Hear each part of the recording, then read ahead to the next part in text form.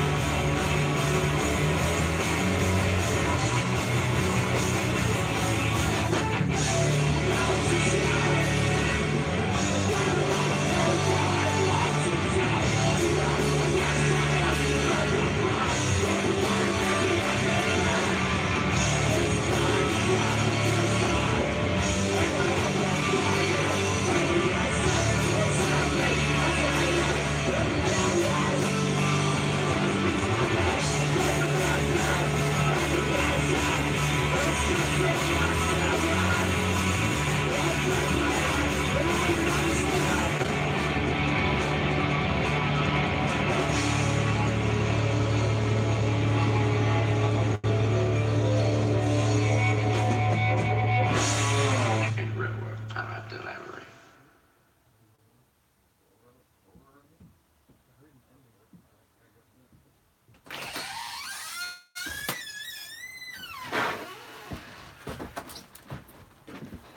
Yo, TascFamp, what's going on? All right, we got some rainy weather here, but we're having fun. Welcome to the TascFamp Kickstarter launch party. Oh, Jeb's here, Will's here. Hey, Will. Will's doing the artwork for the pedal. Skiz is here. Cafes, of course. John, Twin, of course. Hey guys, what's going on? I'm just going back through some of the stuff tonight. Guys, things are going great. I hope you guys are all doing well. Yeah, Kickstarter is already halfway, Cafes. I don't know how that happened. I mean, I pushed it out to a couple of the patrons, and pushed it out to. We quietly launched it this morning to make sure there was no bugs or if anything needed to be edited. Sometimes you can't tell with stuff until it's up how it really looks. Hey, Andrew, good to see you. So we decided to put it out early and figured we'd do a special release tonight or a special launch party. Giant Tree, hey, what up? JMA, what's going on? Man, everybody's doing so great. I'm so glad, guys. Spring is here. It's coming. Things are brightening up. We got some sunlight in here today. We started earlier today. This is probably going to be the last Tuesday live stream until the Kickstarter, the last night of the Kickstarter. This month, I changing up the schedule on the channel. I wanted to let you guys know. I was doing like 5-6 videos a week, but I'm going to be working on a lot of different projects this month and in the future. So I'm going to be scaling back the release schedule a little bit. We're going to do Mondays and Fridays for videos. Wednesdays is going to be a live stream with me and Jay. That's going to be the main live stream for the channel.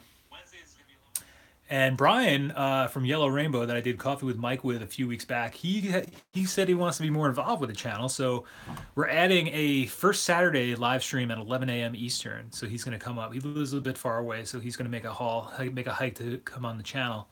Um, Jay's got his tux on tonight for the Yeah. party. This is the shirt I wear when I marry people. Jay's an what is that called? Ordained Ordained minister. So if you guys if you need to get married, Jay's the guy to talk to. But yeah, so things just schedule's changing a little bit on the channel. So TascFamp Tuesdays. I feel like this is like out of whack for some reason. It's like maybe too low. I feel like I'm. Oh, yeah. So TascFamp Tuesdays. Like Unfortunately, the bench is not we're gonna be pushing together the live streams into one live stream coming forth. This is probably gonna be the last. This is technically a special live stream. The last TascFamp Tuesday was last week, but this week we decided to do a special Kickstarter launch party. We wanted to get the Kickstarter up. We've been doing stuff behind the scenes for the past 2 months with it. You guys have been seeing all the videos on the channel, so we felt like it was finally time, and we were finally ready to get it going. Thank you, Andrew. Thank you so much, Reverend Wizard, Father Wizard. What do you go by, Jay? So yeah, we're just chilling. That's live. It's in the description if you guys are interested.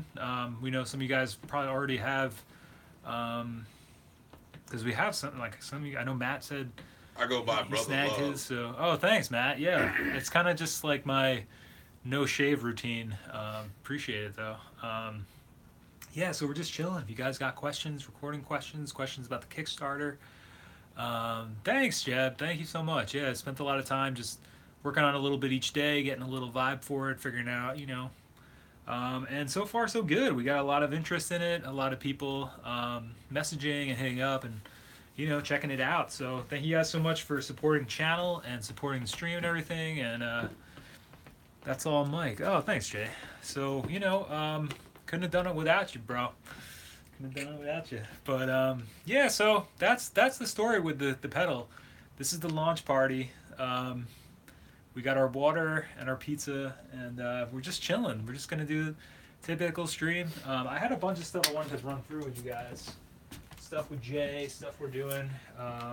You can sit. I got that tablet there for you. Oh, snap. Okay. I just figured I was like The kind usual. of far away, but that's all right. Kind of far away. Um, Yeah, I still think we need to adjust that camera. yeah, something's up to me. I don't know. I think it's like not on the stand that it's usually on, or something. Thanks, Jumbo. Thanks for the congrats. Let's see. Oh yeah, there's some big announcements I want to make really quick about what's been going on, not only with the Kickstarter but stuff with the channel in general. So thank you guys all for coming out. Like I said, big changes are going to be, we're putting out a couple less videos a week. It's going to be Mondays, Fridays for 3 p.m. Eastern for the regular videos. Wednesday live streams with Jay and I. First Saturday live streams at 11 a.m. with Brian. And our live streams are pushing back to 7 because we've been getting done kind of late and we have some other things we got to do and people to responsibilities for. So we're starting a little earlier. We're hoping to catch also some of you guys over in Europe and other places where it's not 7 p.m.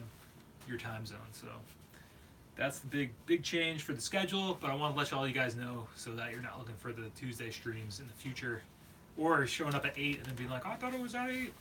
But we're going to be going for a while. So the other big news, Jay, I don't know if I told you this. I got a P.O. box for the channel. Oh, you did? Yeah, so Matt Skizzo was really asking me for a while to get a P.O. box. He wanted to send me some stuff and send me some gear and send me some stuff to review on the channel. And I think he even bought me like a small little present. So thank you, Matt. I'm excited to see what comes. It's going to be fun. We're going to probably open those on the streams. I think that would be fun to do. Do like a, what is that called? Unboxing of the P.O. box stuff.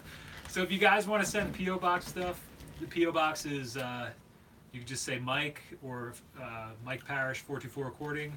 It's P.O. Box 151, New Paltz, New York 12561. You know what's funny about that? What? When my father first started his business, he Is that his? had a P.O. box in Mount Marion, New York, Really? and it was box 151. That's so random, man. Like, that's crazy because there's literally like 1,000 P.O. boxes there. Yeah. Well, this is a tiny shithole post office with about 100 and, I don't know, 180 That's boxes. still or very something. coincidental, you know. Yeah. I mean, out of the Yeah. chances of that are probably one in a few hundred, a few thousand. Yeah, I don't know. Anybody good with mathematical Yeah. statistics? Yeah. Or as they say in Europe, maths? Right, maths. Are you good with maths? Yeah, but so P.O. Box 151, same as Jay's dad's old box, and it's New Paltz, New York 12561. If you want to send me cool rocks, or you want to be pen pals, or if you got broken 4-tracks that you want to donate to the channel. I told you somebody shipped me a 4-track to fix, right? Yeah. I don't know if... We'll try to fix them. We'll use them for the channel. It's one of the Andrews. I'm not sure if it's one of the Andrews that's a regular, or if it's a random Andrew. Right. But There's a couple of Andrews here now. I mean, one Andrew's from Ireland though. Probably wasn't. yeah, no, so it wasn't that one. Andrew Ryerson, I think too, is from Portland. Big Andy Beats. Big Andy Beats. Big Andy Beats. Are you among us right now? Not this Andrew. Okay. Yeah, I'll tell you what. But so yeah, Andrew's last Matt's name is. Matt's planning on sending me some stuff. So if you guys want to send some stuff, send some letters or whatever, just send some postcards. Hit me up. It was Andrew Wickrowski. Oh, I don't think Wickrowski. that doesn't sound familiar. No. But hey. Yeah.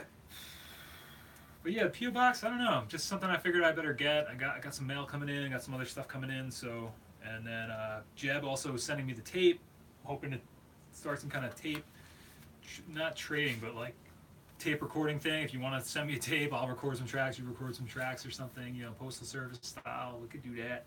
That's pretty much what we're doing with the I can't think of it, the CCP, the cassette chain project. So DBO it's a 424 MK3, and it's got I think it's track 3 doesn't record. It'll play back a pre-recorded tape on track 3, but it won't record it. Weird. So. Oh, I think I did get an email about that. Yeah. But yeah, so we're hoping to get some random gear, some random packages, and random stuff. Hopefully, you know. But also just stuff that's kind of needed one. So yeah, that's the PO Box. PO Box 151, New Paltz, New York 12561. Yeah, Jeb sent the tape over. So Des was gonna ask you, Jay, do you want to? We have to start the next song on the CCP tape, the second one. I was thinking maybe we could do something where we write like a drum and bass thing and then record that to the first track. Yeah. Then whoever gets it next will have a drum and bass to work off. I thought that would be cool to do start the next song here. I could just record you like a drum loop and send it to you, and then you could put a bass loop on it. And oh yeah, that could work. Whatever's gonna be easier. Yeah. So I was thinking that would be fun. To a click. Yeah, do whatever you want, and then I'll put my bass on it, and then I'll just bounce it down to a mono track. So that'll save us a track on the tape, and then whoever gets it next, you'll have some drum and bass track to work with. So that would be really cool. Lucky you. Lucky you. So thanks, Jeb. I can't wait to go get that. I haven't gotten anything yet, so. So what's going on, everybody? Oh, Mr. Nano's back. Mr. Nano, what's going on? We're gonna play Mr. Nano's song tomorrow because I don't have it with me right now. I don't think. I actually might have an email, but it's on my phone. Mr. Nano sent me this cool track, so tomorrow for our playlist, Mr. Nano, we'll be bumping your track. So, thank you, Cafe. I appreciate that. Putting that address. Yeah, so we're on the road to monetization again with the channel, which is cool. Thank you guys. Also, I want to thank everybody for catching the live streams. That helps a lot. Getting the watch time up. I think we're at about 3,800 hours now or something out of 4,000. So probably within the next month, I would assume by the time the Kickstarter is over, that'll be remonetized. So that's going to be cool.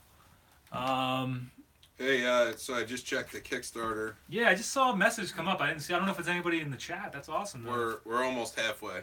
What? We're 985 right now. Yeah, cool. Yeah, that's awesome. Yeah, so we're about 50% somehow on the Kickstarter. I guess this is sort of a telethon. Yeah. Although we just started. I mean, I guess they say that, like what I was saying, what me and Jay were talking before we started outside, like, you know, the first couple days is always a big spike, and then the last couple days. So it's 28 days long. Oh shit! I just reloaded it.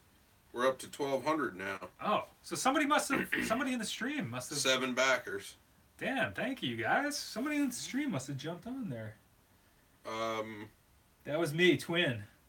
Yeah, Nice. so there's 5 pedals sold so far, Cool.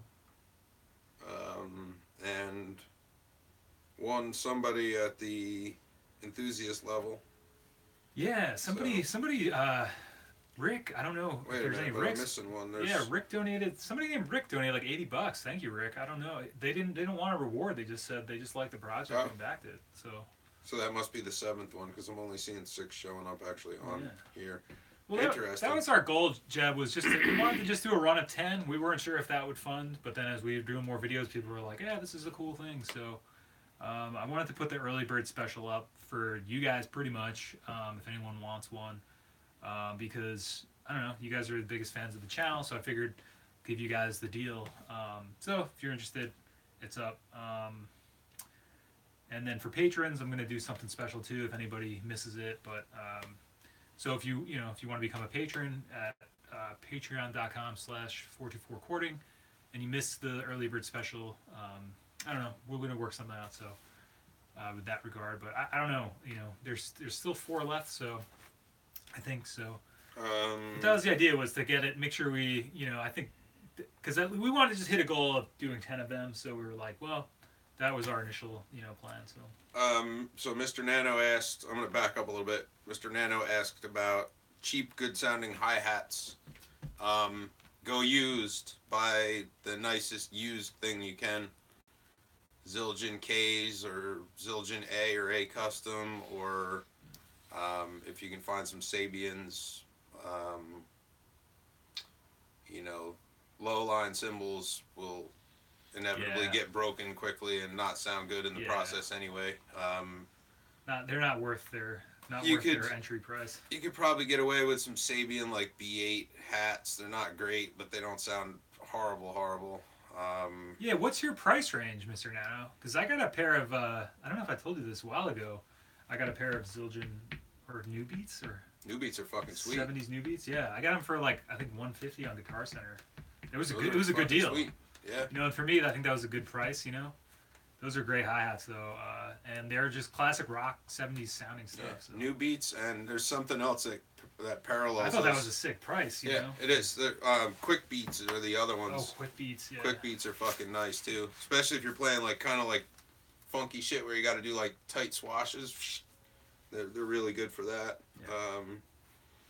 Yeah, I just wanted to get a good pair for recording. That was the time I had a bunch of people. My buddy Sean, that did the theme song, used to come by and record a lot, and he didn't have a drum kit, so I was trying to get my drum kit up to snuff. And also, I just wanted better. That's if you want to get a good sounding drum kit, you need good sounding stuff, and you need a good drummer. So. Has anyone used the Boss CL50? I've never used the Boss compressor. No, me either.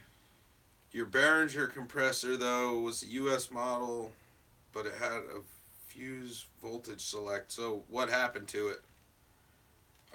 Did it blow the fuse, or did the compressor actually blow up? There's not really a lot to the, most compressor designs when it comes to solid state. So if it is popping fuses, there's a good chance that either a cap is bad or it smoked one of the regulators in there. But David said he's advertising the Rhodes preamp also. Uh-oh. Jay's going to have his hands full. Yeah, I already do. So it sounds like I need to get that to you, and yeah. Thanks, David.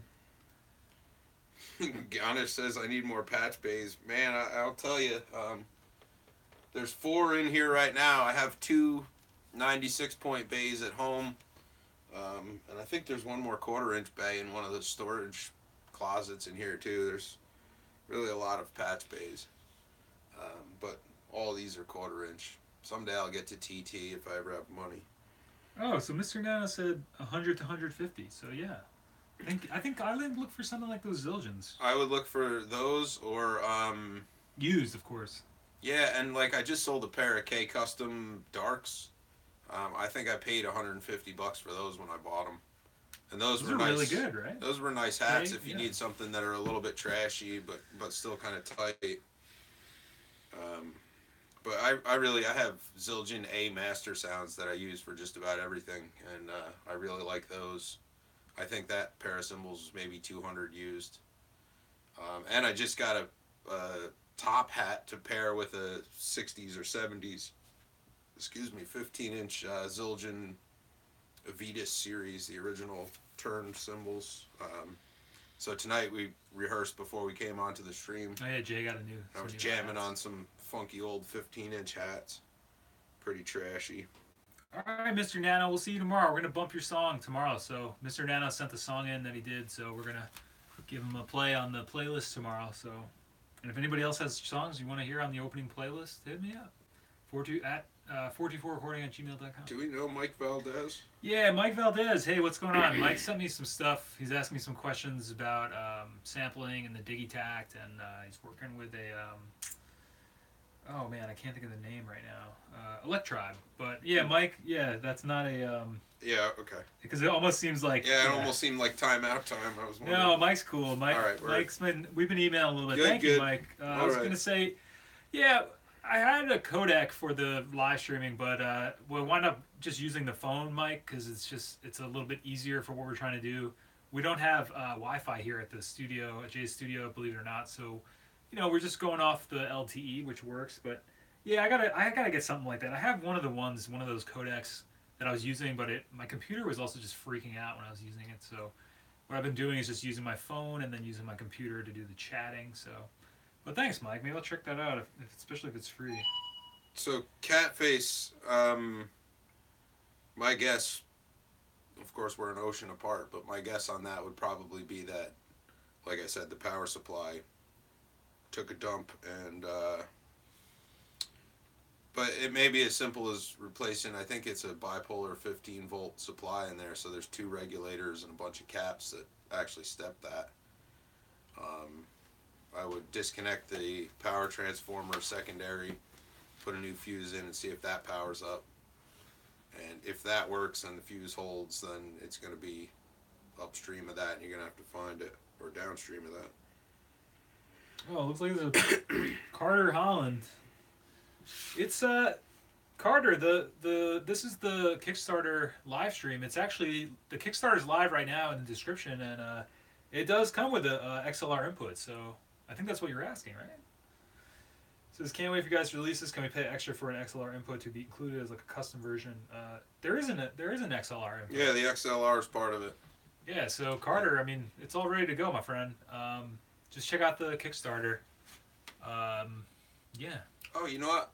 Speaking, they're talking about tapes. Oh yeah, that's right. I found some cassettes in the closet here yesterday. Oh really? What do you got? Let me go get them. Yeah. I forget what they are. That sounds like a good deal. I think they're TDKs.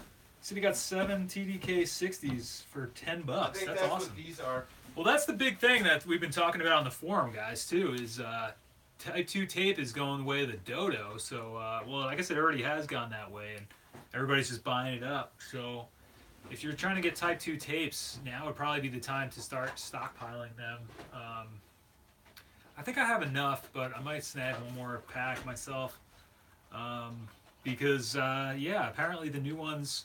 There's a whole thread about the new Type 2s from NAC, and that they're actually Type 1s, and that you can actually get your TascFamp cassette recorders rebiased by the factory, so... Or by No, I was wrong. They're 90s. Oh, they're 90s? So I got Nice, dude. a Maxell XL2 high bias 90 sealed, an HF Sony normal bias. I don't know what that is. 90. Bunch of those. 4 of those. Nice, man. That's just what's here. There's more at home. That's cool. If anybody wants them. Yeah, so that's what we've been talking about, Jay. I don't know. I think we've talked about that. Did I tell you that those new National Audio Company tapes, they're Type 1s technically? So you have to get you can actually get your TascFamp cassette recorder, according to National Audio Company, rebiased for Type 1 tapes. I don't know if it's worth the price. I mean, you might as well just stockpile Type 2s. Yeah, I would think By the time you ship it to them, there should be and enough they do on the used market anyway. Test or whatever. Yeah. John, no, I didn't score those specifically from a doctor's office. Those tapes are actually left over from back when I used to run my Porta O2 as like the main recording deck. Those are I probably bought those in, I don't know, 2001, 2, 3, somewhere in there. They've been around a long time. The ones I have at home, I have a whole stash at home. They did come from a doctor's office, though, yes. Yep. Tell them about what we talked about. Oh, yeah, guys. So Matt who told me I needed to get the PO box so he could send me stuff. Um, he said he's really into right now. He's feeling very generous, and he said that he's going to send me a 424. I think a TascFamp. Is it a Mark III, Matt? I forget. That we can use for whatever purpose we want on the channel. So if we want to make Nice. some videos for it, or if we want to sell it to help, fund the Kickstarter or help fund the road trip. Oh yeah. Matt, thank you so much, my friend. He's just the goodness of his heart, I guess, decided that he's got too many 4 tracks sitting around not being used, and he's going to send one in, donate it to the channel so we can Damn. help back the Kickstarter with it, or auction it off to the channel, or find somebody through the channel that needs a 4 track. So we'll check it out, make sure everything's working. I think it is. I think Matt said it's fully functional, but maybe we'll put it through its paces, do some videos with it, and then we'll auction it off to somebody on the channel, somebody in need, somebody on the forum, and put the money towards something, the trip or the Kickstarter. Yeah. So, Matt, I want to thank you so much, man. I mean, that's so, you really didn't need to do that at all. So, but thank you. That's great. Thank you so much, man, and thank you for helping get the. Thank you for helping me get some mail in my PO box, and also thanks for backing the pedal. I think Matt already backed the pedal too. Great. So. That's really awesome. We man. got a lot of really generous folks out there repping the TascFam, repping the channel. So thank you so much, Matt. So, I'm looking at this stack. Only one of those is a Type 2. Everything else is Type 1. Oh, really? Yeah. This Max L90 is a Type 2. Oh, that's cool. But, Is that now? Do you think that's from your old 4-tracking days? oh, it definitely is. Yeah, that's Yeah. cool. These were. I found these like in the old desk that used to be up here from way back when like the desk was all little. It was like a little kid's desk. I couldn't even fit underneath it.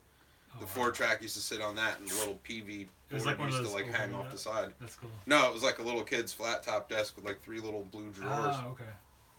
I threw it off the porch when I started building the Oh, studio, I and it remember exploded. that when that. I remember when that Yeah. was here when I first Yeah. met you. These I had were all the stickers on it. yeah, It's- these were in that. That's so funny.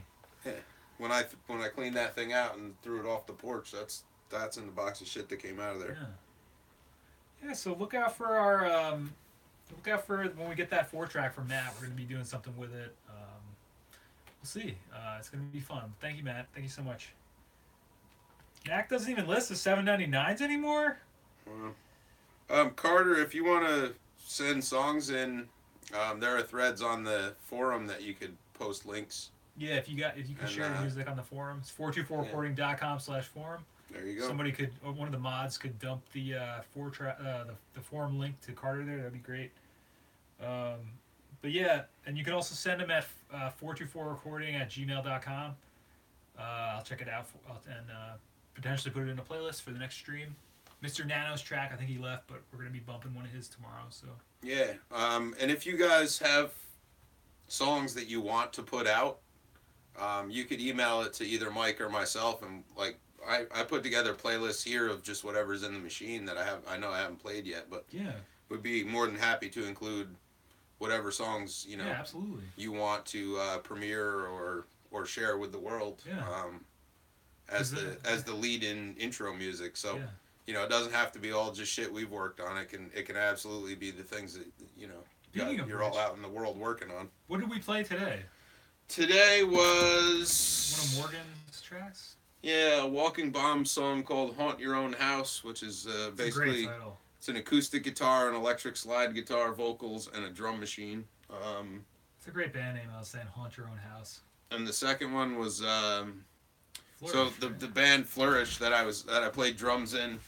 We did an entire EP all on cell phones. So each member of the band took their cell phone, put it near their respective instrument or speaker cabinet, and recorded independently. And then I dumped those all into Logic and time aligned them It's so cool. and did a mix. And we put out an EP like that. It was all recorded just on cell phones. That's awesome. So it was How pretty did cool. you guys come up with that idea? I wanted to do something different, and I wanted to record some of what we were working on without actually having to drag a snake like Yeah. all the way out of the control room down the stairs and all the way across the basement of the house that we were recording in, or that we were practicing in. Oh, okay. For some reason, I have a picture of you guys playing here. I think because No, I always no. see the Flourish kit here. Yeah, no, this was at the other end of the property in the log cabin. Gotcha. So we each, like I said, each person recorded it with their phone, and You know, down there was Wi-Fi, so everybody emailed their clips to me, and I just did the imports. Nice. Yeah, That's and then I awesome. spliced in some Lil Wayne interview footage, and that guy right there, that guy can't save you in the real world. Yeah. Yeah, I like the samples you got in there. Yeah, it's funny. What does that mean? Oh, Matt said I think one to use and one for backup or for parts. Yeah, that's where I'm at too, Matt. Because I got my Mark III and I got my 424. And I think I was talking to you about this via email. I was saying, or maybe we were talking about it in the chat. Carter asked which thread it should be posted to in the forum. Do we have one going that's like, check out my stuff? There is, yeah. I think. I'm not sure. I think the Twin or Catface may have linked the exact link because there's a way to link the exact one. It's in the it may be in the music board or the because there's a lot of boards on there now. There's a thread that's just all. There's a couple I think of just all like share your stuff threads and 4-track threads. So yeah. Oh man, DBO said to follow up Matt's donation, I might be able to donate on R2R to the channel. That would be crazy, David. That would be crazy. I guess we'd keep it home here and use it to do some stuff. We could do those videos finally of recording on a reel-to-reel versus recording on a 4-track. And It almost sounds like we'd have to drive up to like Canada to bring it back though. oh right. Because David's in Montreal. Oh right. I yeah. think. Well, that wouldn't be so bad. That would be a fun trip. It's a 6-hour We drive. could do a trip. Nice. Yeah, let's do it. We'd have to rent a van. Is Ain't that fitting big? in the car. A Well, reel-to-reel? really, it depends what it is, but Oh yeah. I mean, Well, if it's I like think a, DBO Fostex A8. I don't know. I don't know how big that is. I'd ship. You can come by, but I could ship it. All right. David, that would be nuts, man. David, you are in Montreal though, right? Yeah. I'm remembering that correctly. Toronto? I think, or was it Toronto? Oh, that's even more of a haul. No, it's smallish. She says. Montreal. Man, are you sure that would be? Oh man, that would be so awesome to have one of those. We could definitely do some cool vids with that, David. Go to make it line up with a good show at Les Foufons. Foofs. Let's do it. That's a cool venue, Thank you, man. David. Yeah, it's totally up to you, David. If you want to do that, that would be awesome. We could definitely put it to good use here and Put it in the trunk, smuggle it back. yeah, smuggle it back. They'll be like, are you bringing anything back with you? No, just some sideburns and this nice beard right here. Yeah, Border Patrol. Yeah. 6 Um, pounds of the finest hash and a Yeah. reel-to-reel. If you guys don't tell us that you have a reel-to-reel, we're gonna get the 4-track sniffing dogs. For real. The tape sniffing dogs. He can smell the ferrite. So Carter, to answer your question, yeah, there is a thread somewhere of that.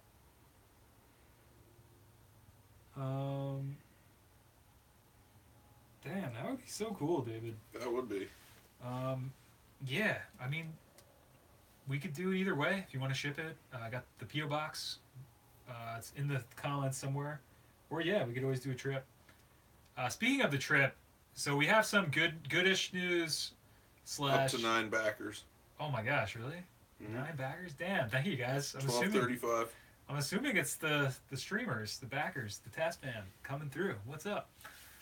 Guys, thank you so much. I was honestly worried that I mean I figured we would fund at least the batch of 10, but after that I wasn't really Well, so far we're halfway to the to the end 10 goal, the goal point, yeah. but Oh, we must, yeah. Well, that's cool, man. I mean, with the pledges and where it's sitting right now, cool. it might fund anyway Yeah. for the whole 10. And I think what's the plan if it doesn't fund all the way out? What do you mean? Well, like if I think it's all or nothing. Like, well, no, I understand that, but if it hits 2,000, but only 6 people or 8 people have pre-ordered the pedal, I guess it's still go. But we still build that 10 batch, and then yeah, the others are hanging out. yeah, yeah. All right, I would say, my own yeah, question. Then. yeah. I mean, Good. 8 people want the pedal. We gotta make it. Yeah. But Well, yeah, I hopefully mean, more than 8. I think Will was bouncing around. I don't know if Will's still floating around. Will did the awesome concept art and the artwork. So, like I said in the Kickstarter, we just have a great team, guys. I'm so thankful for everybody that's doing the Kickstarter, Jay and Will, and everybody that's been backing and pledging, everybody that's like egged on the project because I think I was initially sort of a joke, and it was just kind of like asked Jay to build me the pedal, and then as I showed it off and did more stuff with it, it became like, oh well, people seem interested. Every one of those videos, it seemed like there was another member of the TascFamp, another person coming through saying, I want that. Where can I get that? So we're making it a reality if it funds. So, and that was the thing too, is like we just didn't have the extra money kicking around really to put toward making the batch of 10. Yeah. So, but this is gonna be awesome because then it's gonna be pre-funded. We'll have whoever wants one snags one, and yeah, that's pretty much the end of the story. So, Hey John, if you want this this Max L90 right here, that's a Type 2 tape.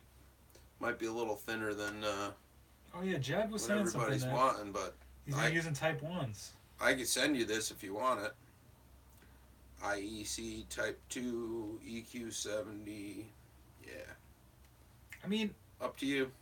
I would say too, John, if it's been working out for you, my friend, like maybe just keep doing it, But yeah, Jay could always ship you the tape.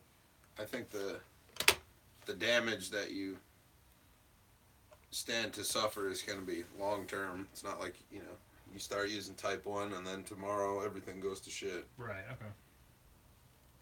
So I'm shopping for cassettes now. Yeah, that's what they said, David. You can send them in to TAC for rebiasing to use with Type 1s because that's the thing. That's the talk on the town now. Since Type 2's extinct and getting rarer, TAC will rebias your machines for a price. So. So Andrew asked, is there going to be a way of getting the pedal from you guys after the initial Kickstarter? If it makes the funding, then we'll have the parts and the cases and the boards and everything. If for some reason it doesn't fund, then it'll be a prototype living in Mike's house.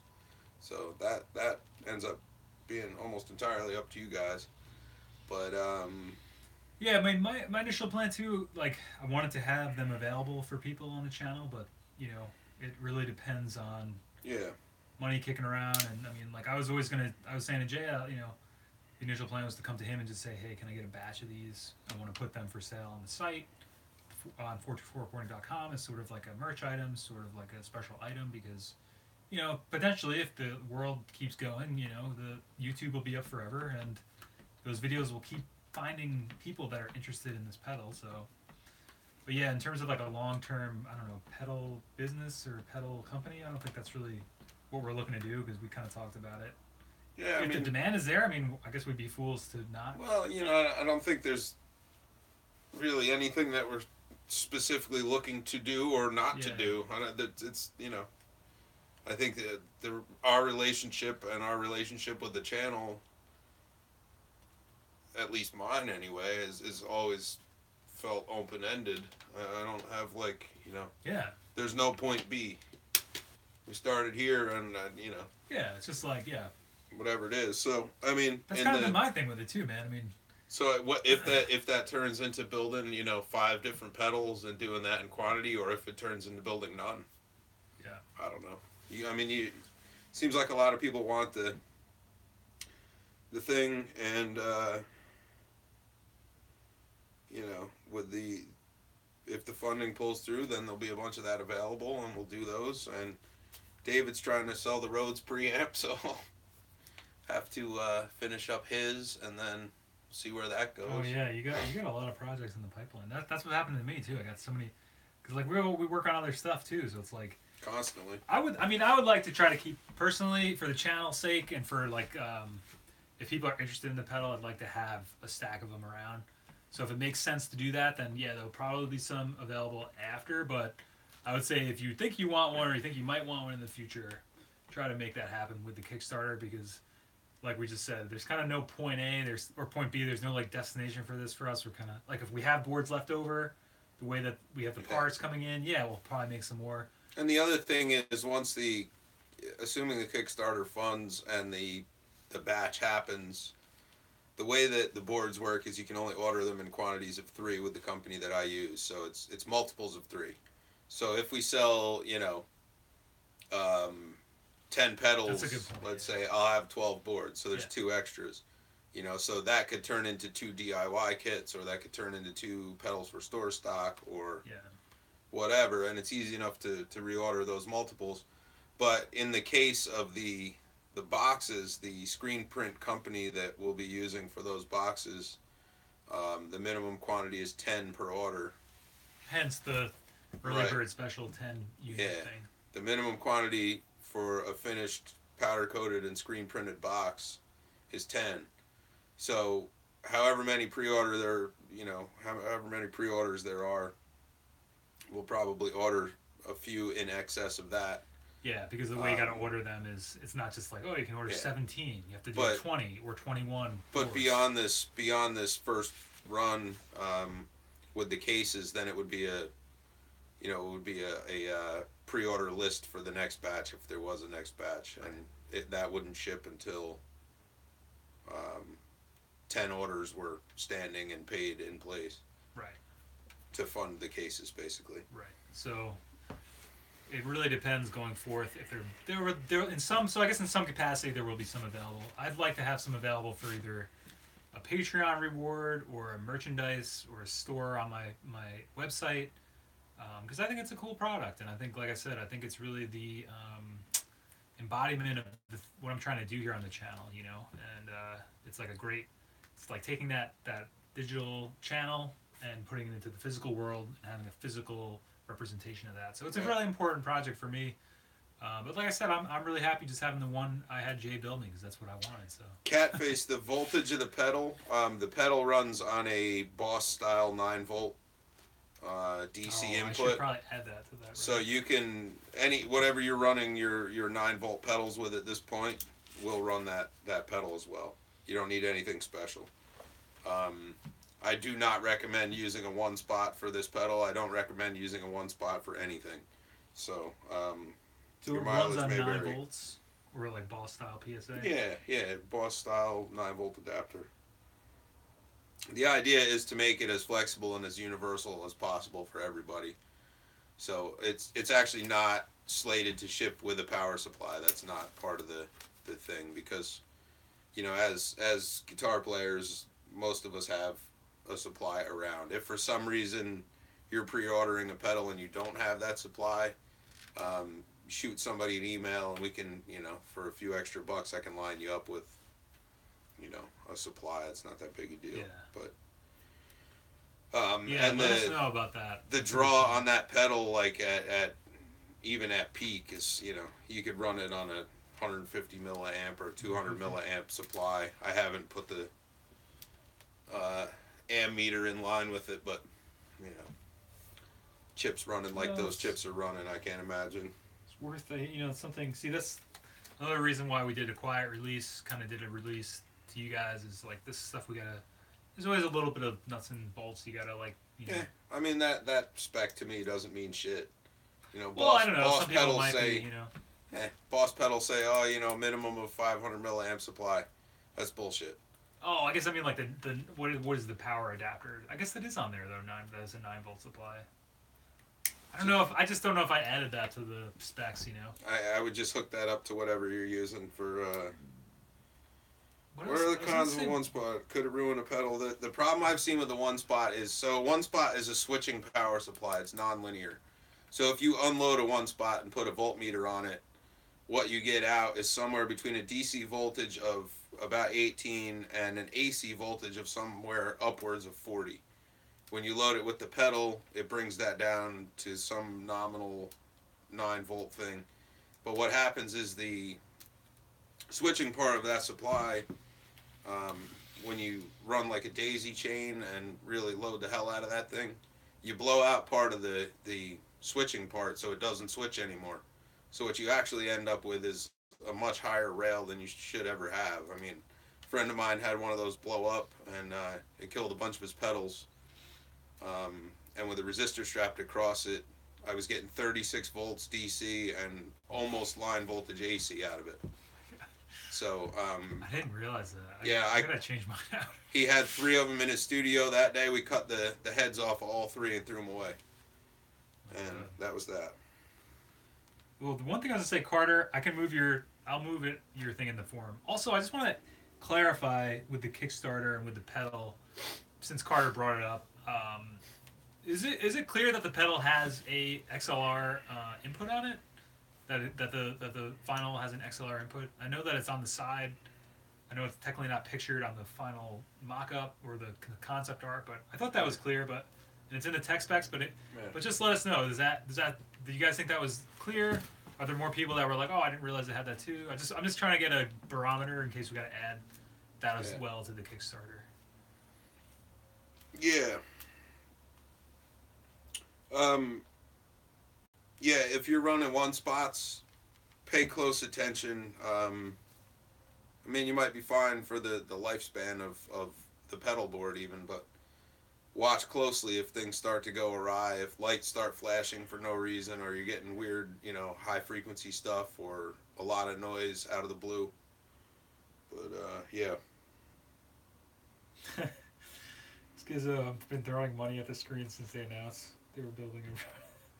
That's true. Says balanced in and out. Maybe a combo XLR TRS connector. Nah. That's the text message style info box. That was the one you sent me that I screenshotted and put it on there. I thought that's like... It's not balanced out, though. That's an unbalanced output. It's balanced in, unbalanced out. I just copied and pasted whatever you wrote in that text. Okay, I don't know. But, we should you want to just check it on the Kickstarter real quick? Because that was literally like, I think I was making the Kickstarter because that was back in February. That's when we approved it because we thought we were going to launch it like right away after we did that first video. But I was like, let's get some more videos in a row. Let's get some more.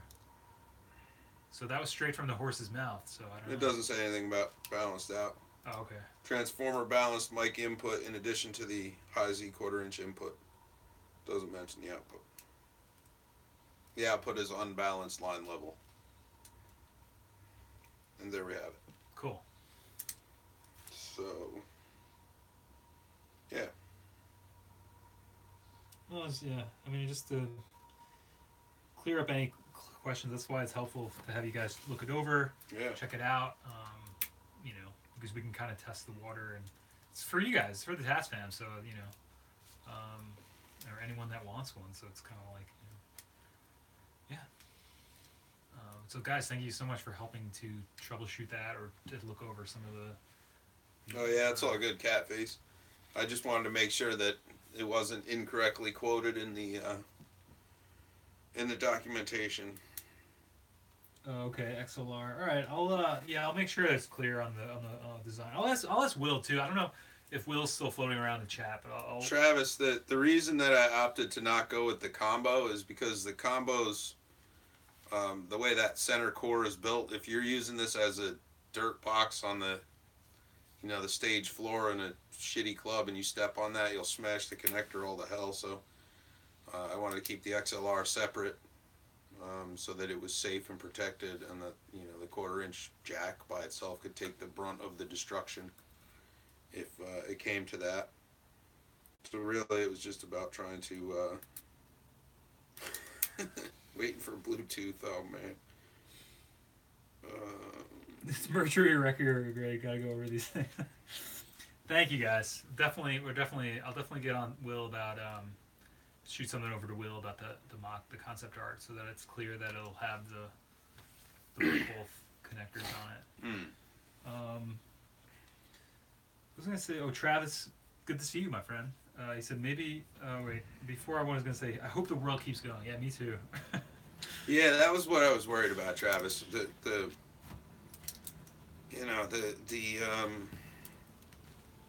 combo XLR TRS definitely are not the strongest. I wish they could figure out a way to build them out like they do with the Speak-On. There's like those new trick ones. The Neutric Speak-On combos, like the TRS, that thing's bulletproof, but it's a speaker jack. I mean, but if they could get that rugged, you know, durability out of The combo. the combo XLR quarter inch, then I would consider that. But yeah, I mean, basically we want to put something out there that like is a challenge for you to kill.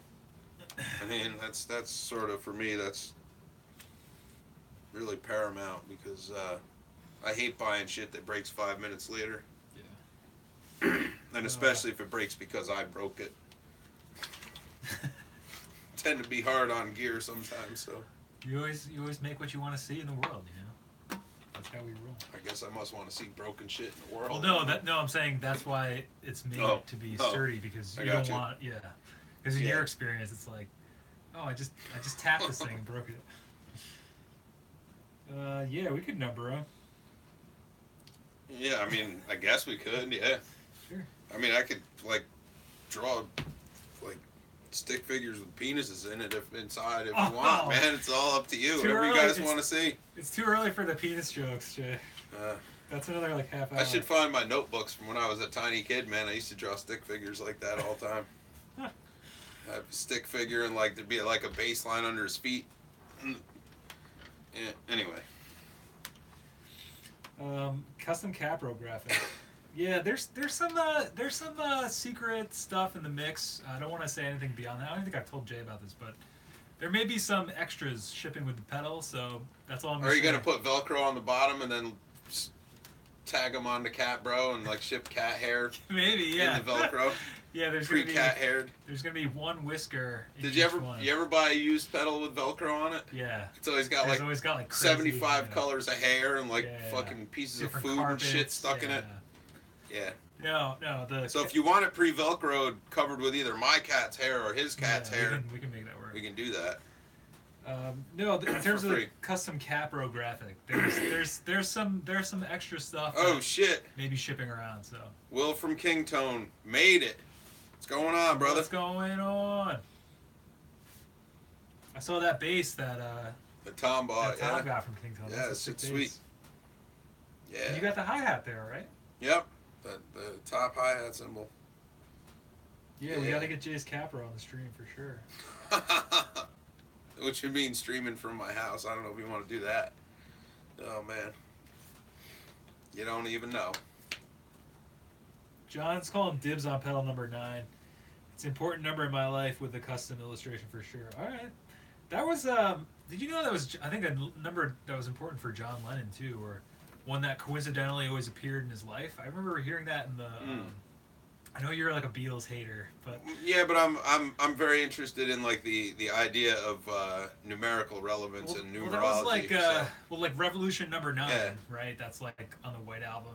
And I remember it's either in the anthology or it was like a story or a book I read about the Beatles, and there was some coincidental thing with the number 9 and John Lennon, like everywhere he went, or certain things in his life always lined up with like a number 9 coinciding with it, or that's like kind of Revolution number 9, like that's sort of the story behind why that's called Revolution number 9. I have a lot that come up for me. Me too. Frequently. Me too. 1, 2, 3, 4 comes up a lot. Really? 2021 comes up a lot. Huh. Yeah, there's a bunch. And what do you do when those come up? I don't do anything, but it's just odd how they appear. Yeah. Or like I have a habit of like notice that. I have a habit of like waking up at like 12:34 in the middle of the night and shit. It's like, that's so fuck? weird. You know? Yeah. But Jeb, thank you so much for the kind words. I think before he said that. So Carter, just wondering, will the pedals come with a warranty? Yeah, I mean, you know, I in my day-to-day life, the repairs that I do and the shit that I build, I stand behind, you know, 100%, whether you break it or I fucked it up. You know, so within reason, I mean, if you run it over with a fucking steamroller, I'm not replacing it, but if you know, a jack breaks or switch goes bad or something like that, we can absolutely take care of that for you. For, you know, you pay the shipping to me, I'll pay the shipping back to you, as long as you're not in, you know, Jamaica or some far ass place that's going to cost a fortune. But, you know, I don't think Jamaica would be that bad to ship to. I think like, I don't know, man. I'm not.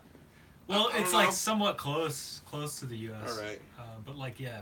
Well, I don't know. I mean, that's why I looked into all that stuff for through the postal service, and yeah, there's some crazy amounts for some of these places. Yo, so what's going on, King Tone Will? Come on, man. Just dropping in to say hello. Damn, yeah, just don't run it over with the steamroller, Carter. At least. Yeah, I mean, you know, I hate these. I was just actually talking to Will from King Tone today about that. You know, these big companies put out these pedals and people fucking eat them up and they sell, you know, a shit ton of them. But as soon as something breaks, you know, they either don't want to fix it for you, or through the course of talking to them on the phone, they're just trying to sell you like the upgrade and trying to convince you to basically throw away what you just spent. Yeah. You know, hundreds of dollars on Well, that's getting, and I think it's bullshit. The whole disposable gear thing is fucking bullshit. This pedal is built in such a way that, like, the chips are socketed. You know, anything you could need to replace just about is replaceable within this device. It's, you know, so unless you destroy the board or the box, there's almost nothing there that couldn't be fixed. Right. And honestly, if you well, that's why I like Zvac's policy. Exactly. Yeah. Vac's like, yeah. I think he said as long as he's alive, if something goes wrong, send it to him. And he Well, that's, I mean, Death by Audio is the same thing. It's a lifetime warranty. Why wouldn't you at that point, you know? You know, well, I mean, like Death by Audio, a fuzz pedal's $400 fucking dollars. Like, I would hope that you're covering the switch. You know, Yeah. like, Jesus Christ. Yeah, right. But dude, I know. fucked this thing up. I don't know what I did. What did you here. do? I don't know. All right, we'll get back. Yeah, I saw that Travis said he's gonna get number 3 for Jack. Is that like a significant number for Jack? For Jack White? Yeah. I don't know. Is that like the same kind of deal? Like he sees that everywhere? Will working on a couple guitars, listening to the stream. All right, man. Well, I hope you like it. We haven't talked about this. Well, anyone have dibs on number 1? I don't think they do, Twin. I guess you do now. David said, hey, a bit of a random question. How you rate the band Oasis in 90s? You know, Oasis is one of those bands that, like, they were delightfully tacky yet unrefined. I don't know how else to put it. Like, you know, he's like... I like Oasis. Was it Liam? Was it Liam, the one that sang? Yes. Like, he's a fucking asshole. Let's just put it... Well, I think the entire thing between Noel and Liam is like amazing. Like, and all the interviews I've seen with Noel where the singer's a fuckhead. Like, right. He might be a good singer. He was an interesting front person. He was good at like the controversy side of it and like battling with his brother and shit. But he's a dickhead. Right? Yeah. But musically, I like a lot of the things that band did. Well, I think Wonderwall, or one of the big Oasis songs, the story goes that I think Noel, I'm not sure if it's the exact song, but Noel wrote Wonderwall or one of the songs, and then he literally gave the lyrics to Liam, and without even having practiced or heard the song before, he just went in, and I think the take that you hear on the record of that song was just like a completely improvised take, and he just like kind of understood what he wanted the sound to sound like, and it was like a one shot. Here we go, egging me on the Oasis rant. We gotta get Jay's channel going where he just shits on so all things. to recap, because I want to write it down. If you guys you want dibs on a specific number, can we? I see Catface wants 7. Can I just get y'all to put the number that you're expecting to get next to your name? That's a good up idea. In the chat real quick. We have I see Matt's 4. If it matters to you, then let us know what it needs to be. I'm gonna write it down right now. You can watch me. You can watch me do it. Will Farts wants number 666. Yeah.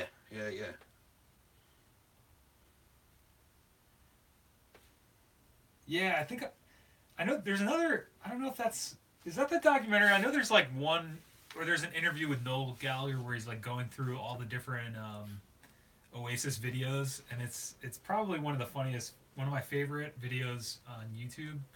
It's like the highlights from him just like shitting all over Oasis's music video output, and he's like talking about stories about like how they came up with ideas for some of the videos, and I don't know. It's like it's hilarious. I don't know. Check it out. I'll have to find a link to it if any of you guys can find a link to it. It's pretty amazing. But yeah, I just love the antics. I When I was in London, actually, I stopped by. I can't think of the name. The street that the album cover was taken. Abbey Road. No, I stopped by there too, but I can't think of the name of the street.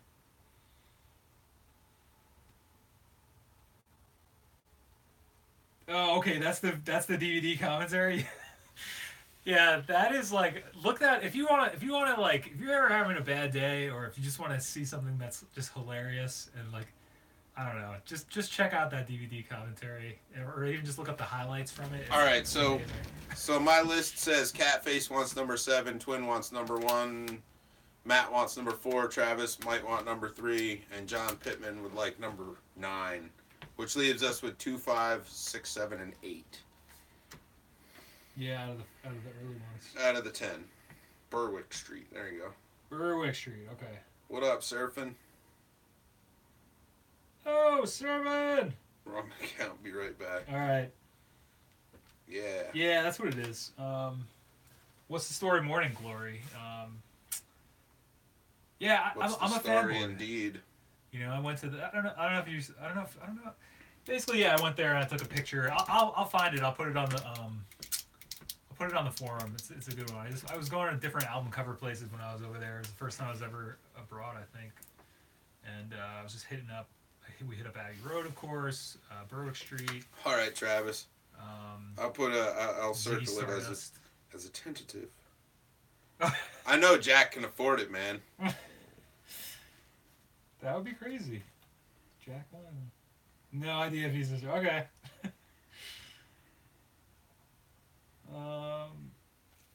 So yeah. I gotta get that. I gotta get that Supersonic documentary from the library. Have you ever seen that, Jay? The DVD commentary? Nope. We'll have to watch it on one of our post live stream talk downs. Word. What's the significance of 3, Travis? I'm not up on my Jack White. What is that like? Facts. Did you ever do your numerology? No. No? What is that? Oh man, we could talk about it after. Okay. There's all sorts of different ways to break the chart down, but it's very interesting. I have mine saved. My expression number is 5. My soul urge is 11. Personality is number 3, and my life path is a 9. Nice. That's yours? Mm-hmm. And how did you find that out? There's another test, I forget what it's called, that like gauges your personality and shit, your preference types, and in that I'm an ENFJ. Oh yeah, somebody was telling me. One of these guys was telling me to take that. It's the Human Metrics, the Jung topology test. That's that thing. I have a moderate preference for extroversion. I have a distinct preference of intuition over sensing. Moderate preference. Okay. Moderate preference for feeling over thinking, and a slight preference for judging over perceiving. So, yeah, I don't know. Yeah, there's all kinds of fun fucking. Oh, Coop said he wants number 2. He said hold that one for him. Oh, he was at number 2. Upholster before, and he's obsessed now with how 3 is a minimum number for which things to get done. Huh. I mean, I think 3 is, like triangle. I think triangle is the strongest shape. It's also a magic number. What do you mean? 303. Oh. It's a magic number. Is that De La Soul? That's what it is. No, that's is a magic. Was it the Magic School Bus? I don't know whatever the fuck that was. Yeah, maybe with like the Junction and shit. Or what is that show? Schoolhouse Rock. That's it. Schoolhouse Rock. Yeah. Or Rocks. I have a strong preference for ground beef tacos and sour. That sounds good. Yeah, I mean triangles. I think in geometry are the strongest shape, or like in architecture. In physical construction, they are also. Yeah. So with enough bolts. So I mean, 3 has definitely come up a lot in a lot of different areas of life. Never considered that. Well, Twin, since you asked for it, I put you down for number one. I'm assuming you already did the pre-order. Number So. one will be in a museum someday when we're all gone. Yeah, John, I spent one day, I was really fucking bored right after I stopped having a full-time job, and I took like all those tests and shit to see if I could figure out what the fuck is wrong with me. And I don't think I solved anything, but I did end up with more confused. I did end up with a lot of really interesting data and results. And the really interesting thing about that Myers-Briggs is that I did it then, and that was several years ago. I did it again like probably 5 or 6 months ago, and the results were the same. Whoa. Within a few percent. But yeah. I don't know if I've ever taken that one. It's like extrovert. What? It's like something like that. Introvert. Yeah.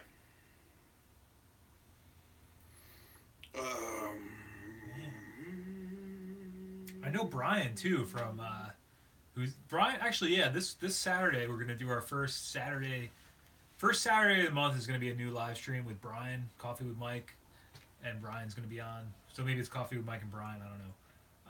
But he wants to like do some more streaming. He had a lot of fun when we streamed Yellow Rainbow, that episode, and we wanted to hang out more. So he's going to be coming on the first Saturdays coming up from the city, New York, to be on the stream. Maybe I'll go down there once in a while. But he actually got a pedal too, so I'll have to ask him what numbers are left. I'll have to ask him which one he wants. 5, 6, 7, and 8. Okay. And potentially 3. Okay, I'll have to ask him which one he wants too, because I know he would be into that.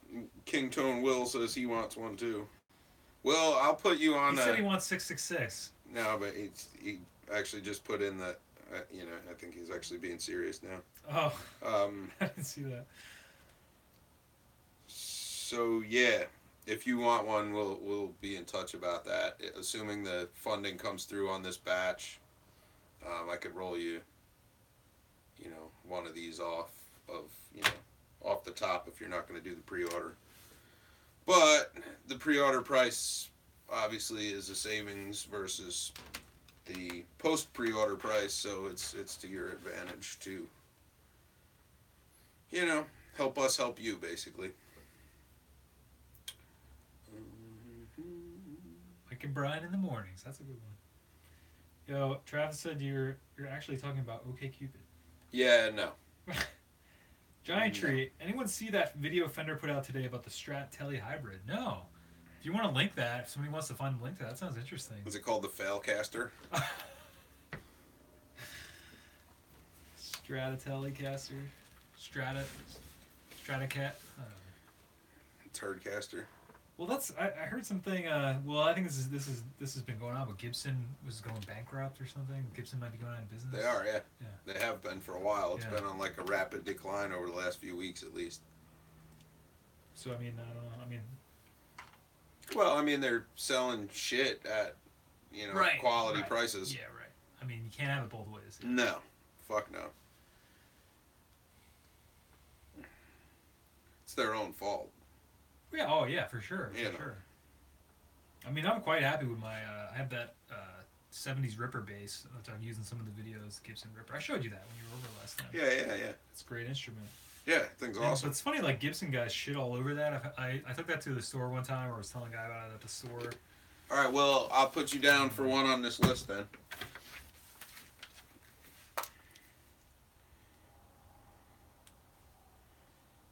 Assuming that it funds. Oh, 4 is Matt's lucky number. Perfect even number. 4 beats to a measure. Yeah, that's a good one. I just bought an Otari half-inch 4-track. Nice.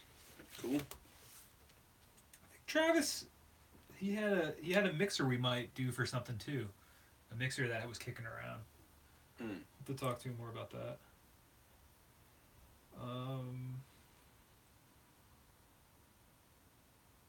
Telemaster, is that what it's called? No, that's something different. That's one of the... Too rare to die. That's Hunter S. Thompson, right? I think so. Well, that's I guess that's where Coop gets his name from. Yeah, David, your acquisition of reel-to-reels has been. I don't think I've ever seen anything like that. You got three of them in one shot, right? You bought one for like wicked cheap, and then the guy threw in two other ones. We're up to 10 backers. What? When I get back from Florida, I'll give you. Okay, cool. Oh, the Parallel Universe series. That's right. I remember hearing about that. It was interesting. That looks interesting, but yeah, the Parallel Universe. I like the idea of that. You know, little physics, time travel. Never hurt anybody. I'll have to I'm interested. I'm gonna check that one out. What's cool now is YouTube will, if somebody watches the replay of this, they'll post the chat alongside with the video so that you can kind of because before it was weird on the replays. If anybody watches the replays where we're just talking and then we'll be like, oh hey, that's awesome, David, and like as stuff comes up or like cool man, like, but people don't know what we're referring to, so it kind of seems like we're just crazily talking or randomly having these interjections and things. But now YouTube is rebroadcasting the chat along with the video so that you can watch, Yeah. which is cool. Yeah. Because there's Actually, you some can, links in the past that I missed. but you can watch the chat two different ways too. You can either do it like sequentially, or you can get the whole thing blown up in one shot. Yeah, so that's really because I want to. I'd like to start posting the links that we talk about in the video on the description or in the forum if people are interested in it. Because like, there's been links that I just haven't been able to catch or write down, or if I don't have my computer set up. You know, usually I just open up new tabs on Google, and then when we're done, I usually go through them all and check stuff out and check out stuff we were talking about if I can't watch it while we're doing it. So that's really cool that they're doing that now.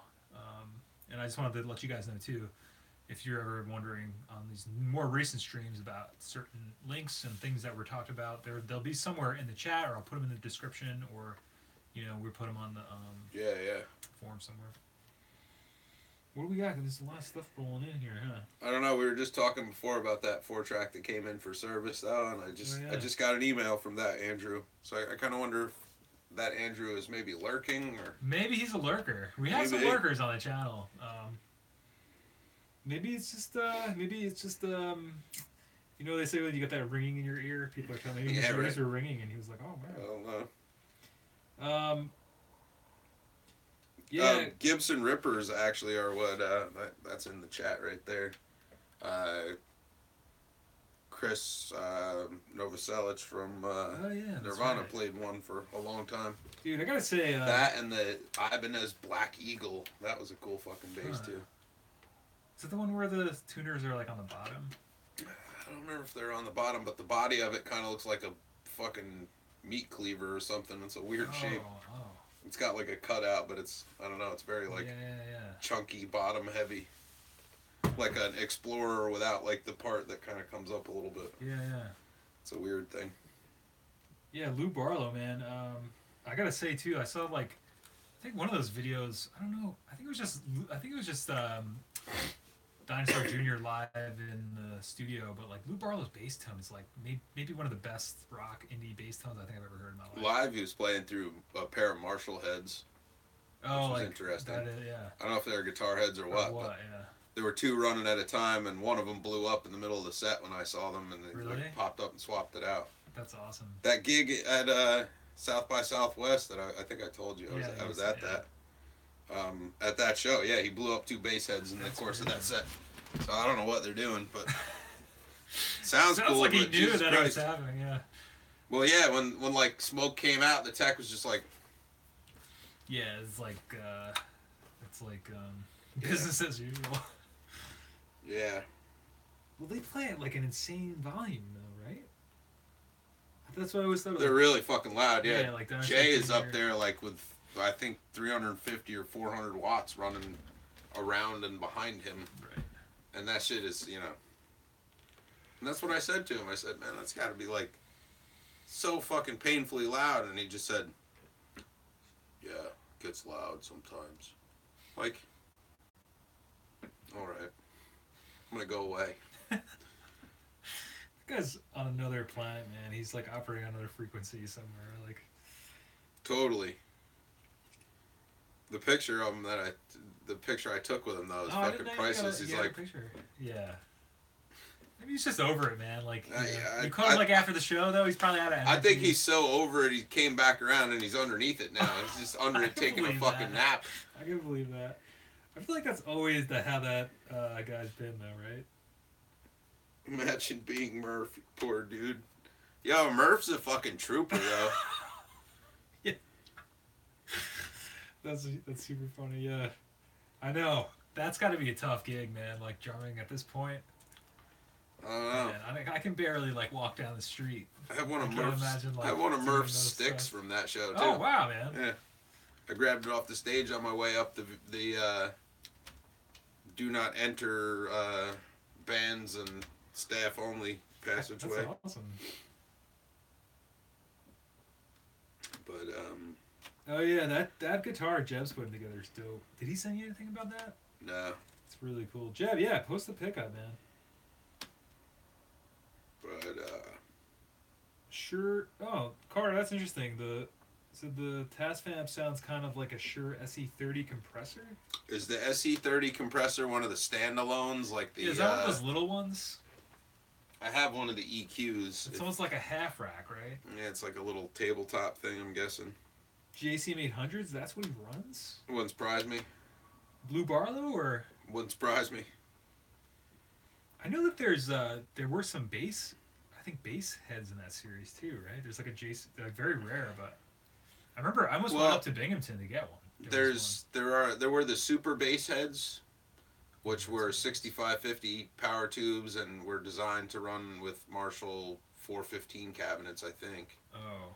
And then there was the Lemmy like signature one that was like a 200 watt fucking giant bass head thing, and that same thing that was paired with 415 cabinets. Damn. That's a monster, but that's not what Lou's playing.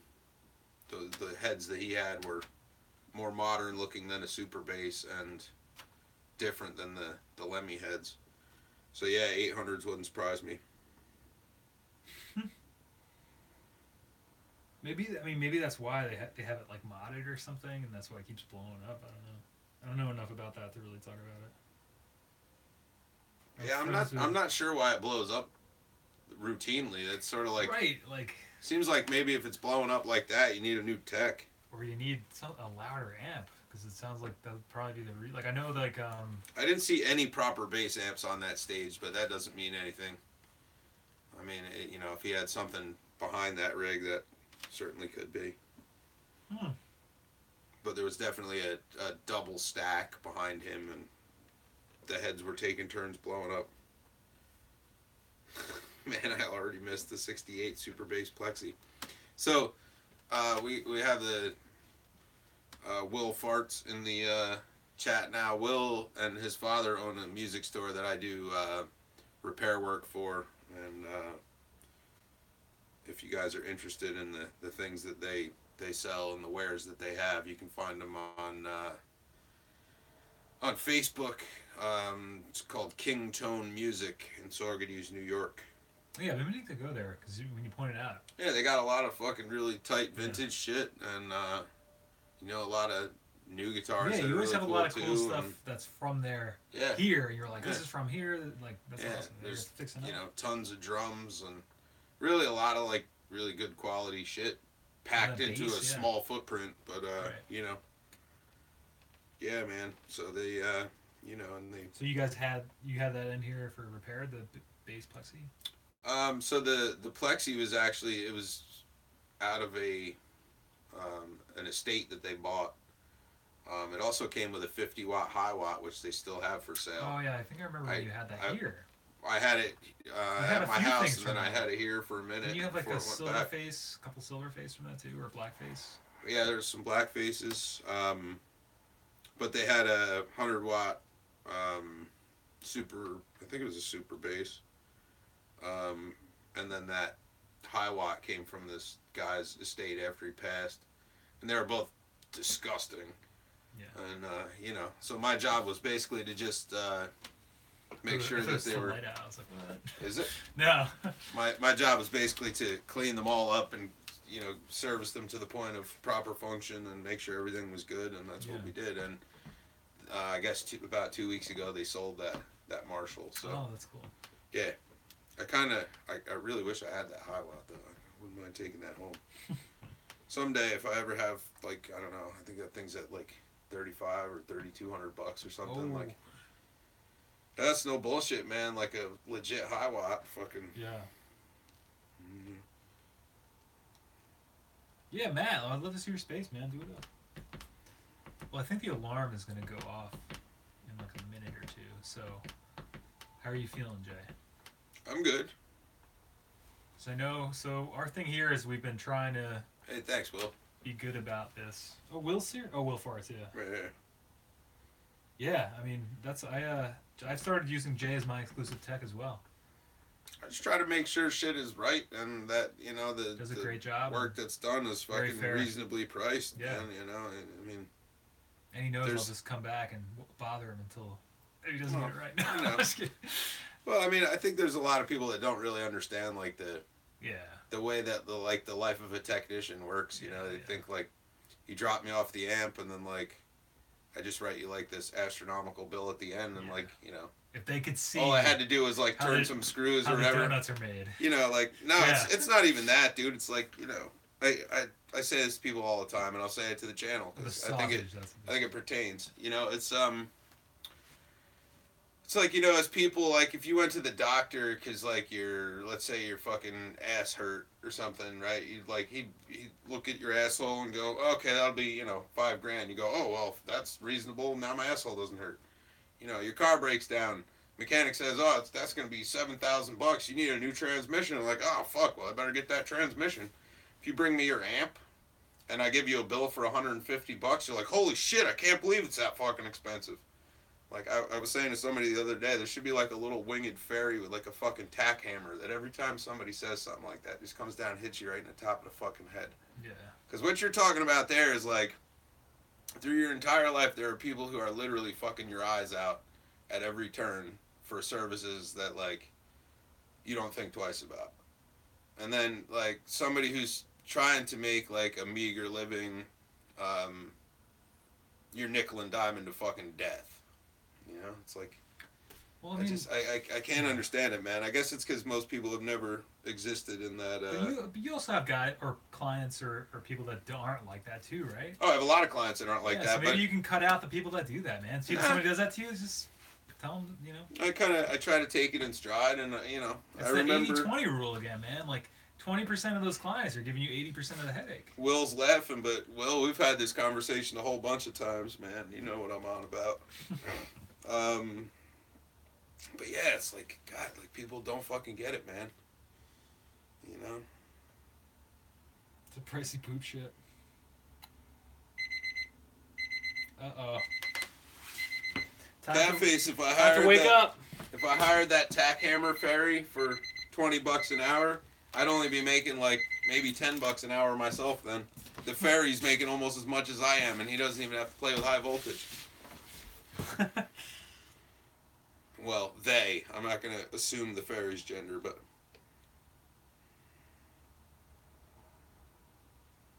That's a good point, Jeb. I think that a lot of people run into that with creative arts and doing services that, you know, sometimes you don't know what you're worth, or sometimes, you know, maybe that would be a way to do it, Jay. Just raise your well, price. you know what happens a lot is like, so I'll put together like a ticket for somebody. Let's say like, you know, you have let's say it's a blackface amp. Nobody ever did anything. It's blown up. You know, every time you flip the power switch and take it out of standby, and smoke comes out of someplace new. You know, if I take that amp and I rebuild the whole fucking thing, and, you know, I recover the baffle and, you know, new grill cloth and polish it all up and shine it up, and I hand you a bill for like $350. You know, to me that's probably too cheap. And there are two kinds of people in the world. The first kind of person is the one who goes, holy shit, I can't believe it costs that much. And then the flip side of that, with no gray area in between, is the guy who goes, that's it. Yeah. So one guy thinks you're fucking him hard, and the other guy thinks you're an idiot. The other guy giving knows your what work it's away. worth. And, Yeah. yeah. And it's you know, and that's always the line. Like, you know, I'll put together a bill, and like, I'll be fretting about like the amount, and the guy will be like, "Oh, yeah, cool, all right, you want, you know." But then I'll do like a repair that's maybe like, you know, maybe I'm getting the bench fee plus like a preamp tube, you know, it's like a $60, $65 ticket or whatever, and it'd be like, "Holy shit, I can't," you know. Yeah. Dude. I think I was here when that happened one time. Or... Yeah, I mean, it happens a lot, man. And the thing is, like, in this area, there's not that many of us working on shit. Like, and I work on a lot of stuff behind the guys who are supposed to be, like, the big techs here. Like, if you're a big tech, there's one in Woodstock that charges, you know, his bench fee is $100 just to look at something. You know, it's like, I forget, I think he's either 50 or 75 an hour after that, plus parts. What is yours, out of curiosity? Bench fee's $50, labor's 30 an hour. So maybe you should just double those. I just did one for Kingtone. It was a Blues Junior. A guy had it to this other tech in Woodstock 2 or 3 times. He paid like $400 for the amp, and he put another $300 or $400 into trying to get the repairs, and it still wasn't right. So he had $800 or whatever in a $350 amp, and he brought it to me, and for $100, he's playing it. Yeah. And that $100 was like replacing a bunch of the shit that somebody else put in that wasn't right to start with, straightening all that out, and putting new tubes in it. Right. You know, and he's happier than a pig and shit. I got a delay pedal now to work on for him, you know, but, you know. But that's what's crazy is, like, he had to pay this, he paid the other guy that much to fuck it up, paid you a fraction of that to fix it. Yeah. But now you have a lifelong customer, I'm sure. Maybe not, man. You know. Gave you more work, you know.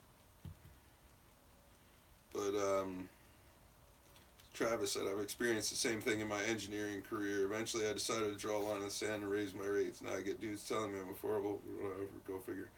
Yeah, you know, Travis, there's a weird thing with that. Like, you know, sometimes I get clients that are a real pain in the ass, and, you know, I tend to make sure that the charges reflect that.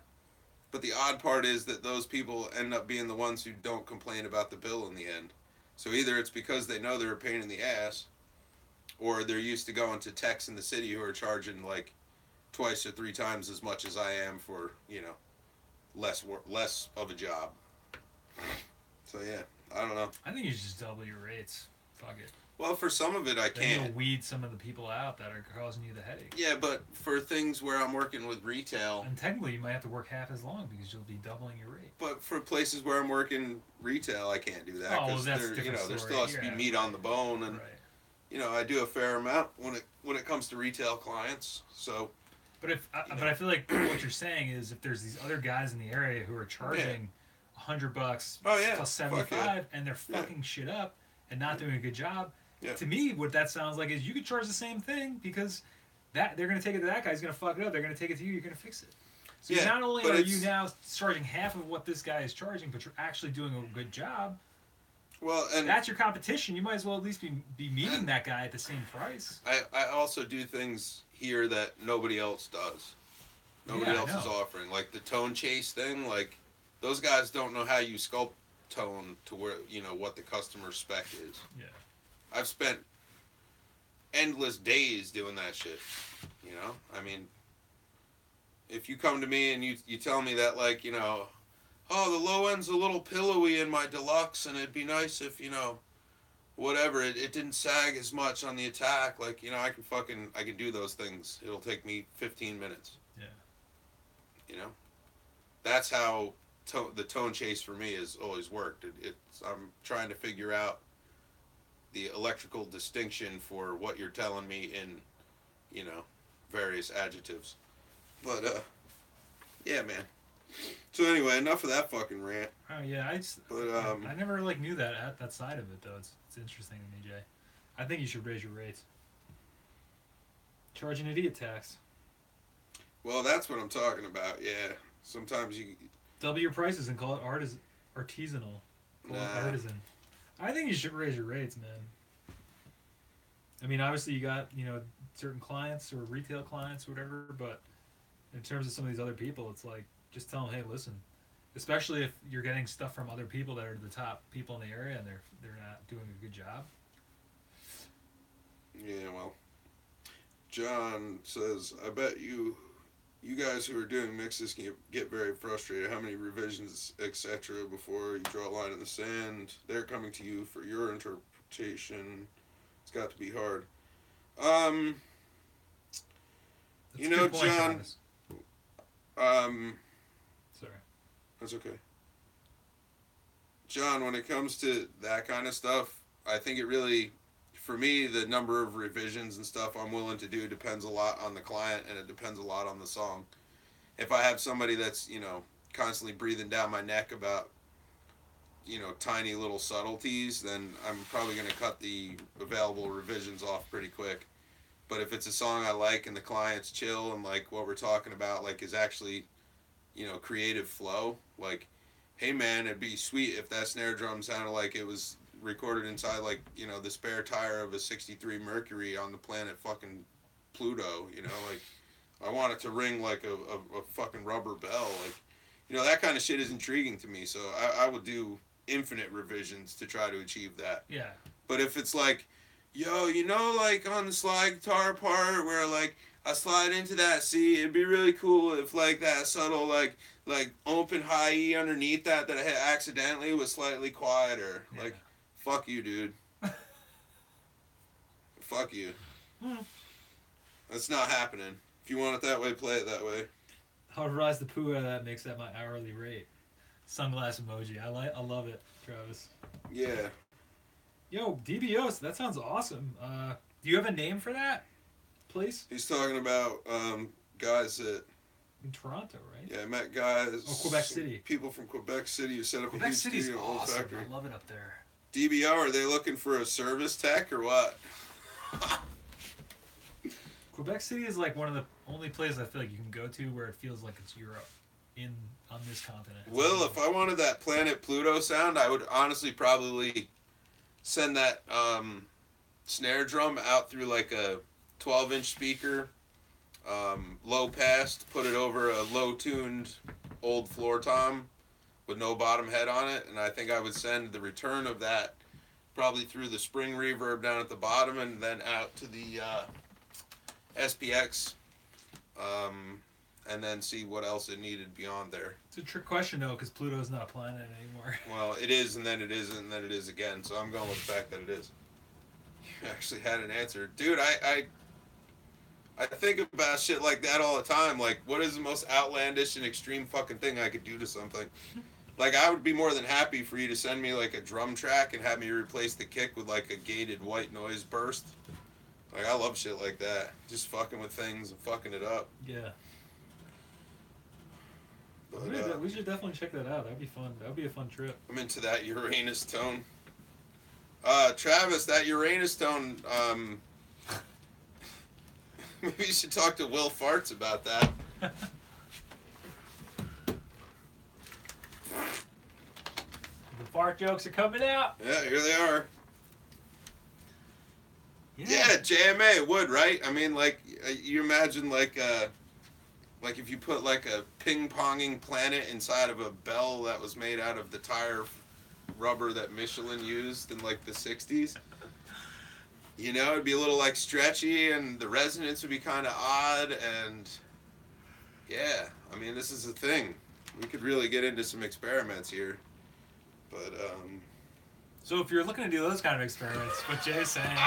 He'll work on them forever. Just hit me up on the reamp service if you really need some Pluto drum bell Mercury spare tire sound.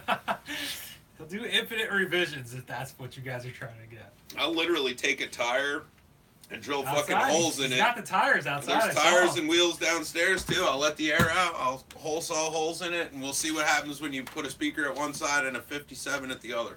Let's do it. And then we'll do the what's that called, where you send out the signal and map out the room like you did. Oh, the impulse response. Yeah. Yeah, why not? Oh, we gotta plug this guy in. Well, I don't know. Any other? So seriously, if you guys ever want that kind of shit, I'm not kidding about that. I know I'm smiling, but Yeah. I don't think anybody.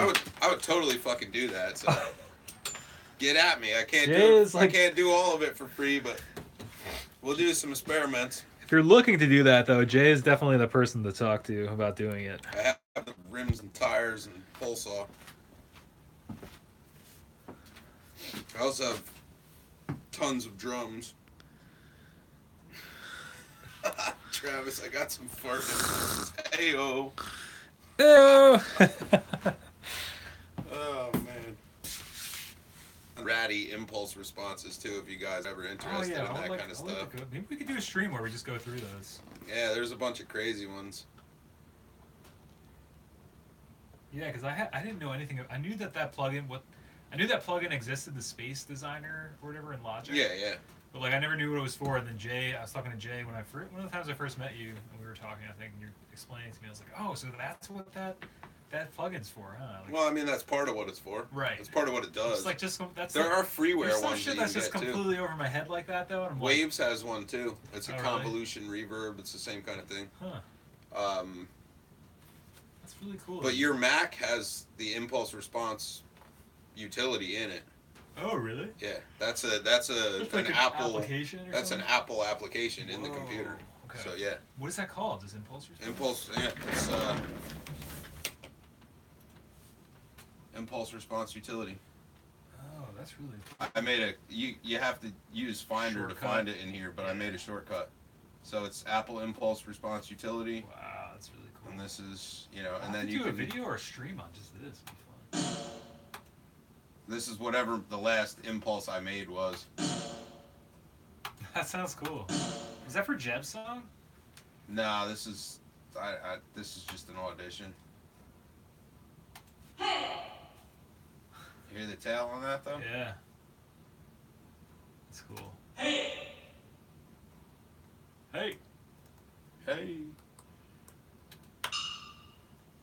Yeah, I mean it's fucking nutty what you can do with this. And I have impulse responses, like I said, like the echo chamber at Sound City and Yeah. all sorts of shit. Well, guys, Kickstarter, successful launch. We finally did it after 2 months of working on the Kickstarter stuff. It's a real thing. It's happening. It's happening right now. You guys are all a part of it. We know what number of units y'all want. Travis, I think I'll probably take you up on that if you're willing to reprint some like 100% wet mixes or something through a plate. That'd be sweet. Oh, that'd be cool. That would be sweet. But yeah. Sorry, that's awesome. didn't mean to cut you No, off there. no. Man. J-May said he got into the IRs after watching the stream. Oh, awesome. Oh yeah, Will's coming out with artwork. Will, that's what I was going to ask you really quick. If you're still there, my friend, is it possible to add some kind of XLR designation on the input side of the pedal, just so we had some clarification of the pedal has an XLR input and a 1/4 inch input, and then one output. So I don't know. Carter was asking about the inputs and wanted to put one on there, but we said it comes with one. So, but just in case that wasn't clear, I don't know. It might have been, whatever. If Will, you could add that to the concept art or add that to the final mock-up. Mike says, that would be how would awesome. you compare Korg Volca kick to your Kickstarter? I don't know what that is. Korg Volca kick. Mike, I think those are kind of two different things, my friend. Korg Volca kick is like I think it's like a synthesizer drum machine. Our Kickstarter pedal is more of the preamp sound, distortion sound of a 4-track unit. So you're going to be using it more as a preamp, more as a coloring tool, and more as like a distortion, overdrive, fuzzy kind of box. Volca kick, I think. It's like a sampler synth kind of deal. Yeah, that's like a sampler synth, my friend. So you may be mixing up the uses of the stuff, but yeah, ours is very different. So it's kind of apples and oranges, but I hope that answers the question. Yeah, Volca kick is going to be more of a I think you can create sounds with it. Ours is more of a preamp, more of a You use it to manipulate sounds that are already happening. Exactly. So Right. yep. So the one is a creation device for sounds, and ours is a manipulation device for sounds. Let me know. I hope that answers your question, Mike. And we're at 10 backers, roughly. Oh, that's right. Coming up on 3/4 of Thanks, Will. 3/4 of 3/4 of the funding. the All funding. right, cool. So we're at almost 75% of the way funded. Well, we're only guys. at 5 pedals. Oh, Well, we'll get 5 them. out of 10. We'll get them. Really? Yeah. Well, okay. That's what it says, man. Well, I guess people have been backing it but not getting the pedal. I mean, that's cool too, you know. Like I said, if we have to make the batch of 10 and have a couple sitting around, we will. Yeah. I know there might be some people in post that want one, but if you want to snag a pedal, guys, the link is in the description. Or if you just want to back the project too, that would be awesome. You can put in pretty much any amount you want. John, I was recording a bunch of hand claps earlier. Do you compress those? I know it's whatever sounds best, but in general, John, I think whether I would compress those or not would depend on the mix and on how they were mic'd. If they tend to be really sharp, if the transient's really hot, but it lacks any real like character or body, I would probably compress them and play around very carefully with my attack and release times. I tend to not really try to compress the shit out of anything if I can avoid it, because it just leads to problems in a lot of cases. But that said, if you want something that's real, you know, in your face and sort of extreme and hyped, I tend to use compression very often for those kind of things. But so. All right. I guess this is a question for Jay. All right. Whether he says, Will said I'll chuck you an email about whether the XLR will be above or below the 1/4 inch input. Will they be side by side? Are we doing the portrait or the landscape? That's something else we got to figure out too. I think we should do the portrait just because that seems to be the one that's on there now. So if we're doing the portrait, would it be like the XLR first and then the 1/4 inch or something? I actually think that where we left it last is my PC board revision was set up to do the landscape, not the portrait. Oh, okay. I'm pretty sure that was the last mode we were on. Yeah, that's right. Which would put the 1/4 inch in and out in line with the XLR below it, towards the lower edge of the pedal. Okay. Basically, all you have to do is, I Does it matter if we do portrait or landscape? Does it matter? well, yeah, because I have to redesign the board if you go the other way. Right. So, yeah, because the board is a different So what layout. would you prefer to do then? Keep it portrait like we left it the last time. All right. So I don't know. I don't hope that doesn't change anything for anybody. Because just in the Kickstarter, the pedal is like a, what is it? Is in portrait. Yeah. But it looks like we're going to be making it like a landscape, so it's going to be kind of like, instead of up and down. Let me go back. Let me go back to those emails with. No, I think we did leave it like that. Now that you mention it, Yeah. I kind of forgot that we did that. Yeah, I'm looking. Yeah. Oh, yeah. David is working on a TascFamp interactive map on the forum, which is basically everybody's putting in or submitting the town or a city that's close to where they are, just so we get a cool little interactive map where you can like look at where people are. Because we've had Vlad from Russia, we had some people from Ukraine, Norway, all over the world coming through. Australia, Mexico, Ireland, Scotland, England, of course, UK, Canada. So like all different states and stuff. So if you find that thread on the forum, 424recording.com/forum, we're going to be just making a map. So drop a town, drop a city where you're close to in the world, and we're going to make like a interactive map, a live map that'll be, you know, living map, I guess. We can add stuff to it, I think, right, David? So that's really cool. David's working on that. Thank you so much, David, for spearheading that project. That's going to be really cool. I think it'll be really fun to have that. So I'm really pumped for that project. Thank you, David. But yeah, so hit up the thread in the forum. Let us know where you are so we can add you to the map. So yeah, the final version I have from Will is this. Right. Landscape version. Right. So there may be an update, I don't know, but yeah. Will, I would say that the 1/4 inch jacks are gonna roughly end up on the one revision you sent us. There's a gain, bass, treble, volume, and underneath it there's like a connector bar, like branches, and then the cassette. I would say that those input jacks are going to be or the input and output quarter inches will be roughly in line somewhere with that line that runs across, which would put the XLR probably centered with like the, I don't know, maybe the bottom of the small reel on the cassette or so. I don't think it's super critical. I mean, the mechanical layout of that thing is going to happen as I'm drilling the holes. So if I have to make adjustments one way or the other to make that seat, then it's totally doable. And I guess as long as it's labeled, I mean, I thought it would be self-evident, but Yeah, guys, I just want to mention that I'm gonna have to update the Kickstarter. I kind of, it's a slight oversight. The pedal is actually going to be the same size box, but it's going to be a landscape layout rather than the current portrait layout. So rather than the pedal being like this, it's going to be like that. I think the final version, because that's the board Jay designed. It's completely my bad. well, according to my emails, I also have a board that goes the other way, so I'm not too sure. Oh, all right. So maybe that's okay. Cool. But So maybe we could put that to the backers too, and see like I don't know No, I don't think so. I think Will finalized his artwork in the landscape. the landscape. All right. So we'll do. All right, I guess we'll do the landscape version then. I don't think. I just want to make sure it doesn't change because like we already have the backers for it. Yeah. You know, if anybody doesn't like the fact that it's going to be landscape versus the other version, you know, the portrait version. So, but full disclosure, I guess it's the first day. You know, and it is the concept art. So we'll get the new version up and we'll get that out ASAP so that you guys can check it out. I mean, I guess it only really matters if you were hoping to put it on your pedal board and you have a certain amount of space. You know, that could, you know, mess up where you're going to put it, but maybe it doesn't matter at all.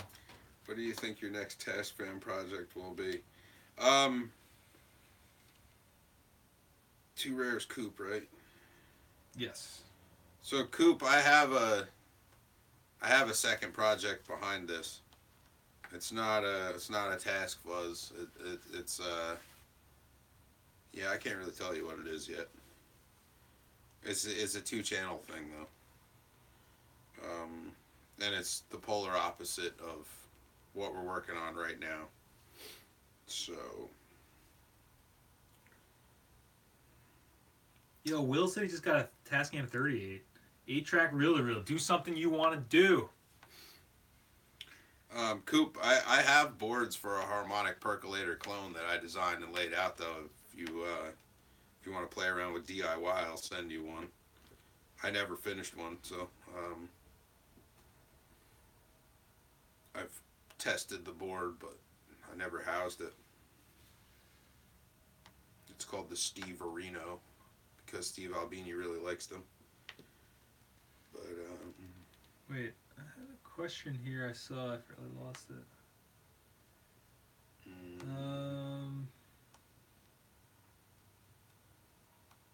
Hosting.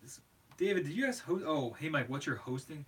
What do you mean hosting service? Like for the .com or? I'm assuming I use GoDaddy for that. They usually have some pretty good deals for the first year if you're looking to do something short term. But I know like HostGator and there's a couple other ones that have popped up now that are pretty legit. So I'm assuming that has to do with the TascFamp map. So yeah, Mike gets paid on the 10th. Cool, man. Coop, I could send you one of those boards if you want to fuck around with it. I don't know what you want to do transistor wise. I mean, it's sort of like there's about 5 different options you could use that work pretty well in a percolator circuit. I also have the Latvian diodes, which are the equivalent to the diodes that would have been in the original percolator too. So I could, for a nominal fee, send you a pair of those to go with it. But you know, it's all up to whatever you want to do. I also have fuzz face boards if you really want to start with a simple one to experiment with. I think I made boards for a super fuzz too. Damn. But, well, like for a while there, people were asking a lot of questions about various fuzz pedals and stuff. So every time a question came up, I would go and pull the schematic and do a layout. So I have board files for half the shit we've talked about on the forum already. Just in case. Figured if there's enough interest, I can just print boards and we can do like a group buy on the boards. Cool. Let people play with it. Yeah, so I guess the pedal's gonna be landscape. I'll get the updated artwork out. Will's gonna send that over to us. We'll get the updated artwork stuff. That's all kind of That's no big deal. not it's quite finalized yet, but it's concept art, so it's still in the prototyping phase in terms of the art. So but I just want to let you guys know that now. But yeah, as Cafe said, that if you want to back the pedal, you can go ahead and do that. I don't think it'll charge you until the project actually funds, because there's a chance the project won't fund, right? So Kickstarter doesn't charge until it says, okay, you reached your goal of 2,000. Now we're going to charge people. So if you want to back it, you can get your spot reserved, and if you change your mind between now and 28 days later, when the zombie apocalypse occurs, you can do that. Yeah. Or if you're going to get paid on the 10th, like Mike said, you can do it now. Or if you're going to get your banging tax return later this month, and you're thinking about snagging it, go for it. But it's completely open-ended. It's not like you got to pay the fee now. Hopefully you will, and hopefully you do want it. So you reserve your spot, but you reserve your pedal. But yeah, that's a great point, Cafe. It's something I should have mentioned as well. So thank you for bumping that in the chat. I'm just looking through emails. John, was it you that I was talking to about the the Bo Hansen DI combo reamp, right? Is that still something we wanted to do?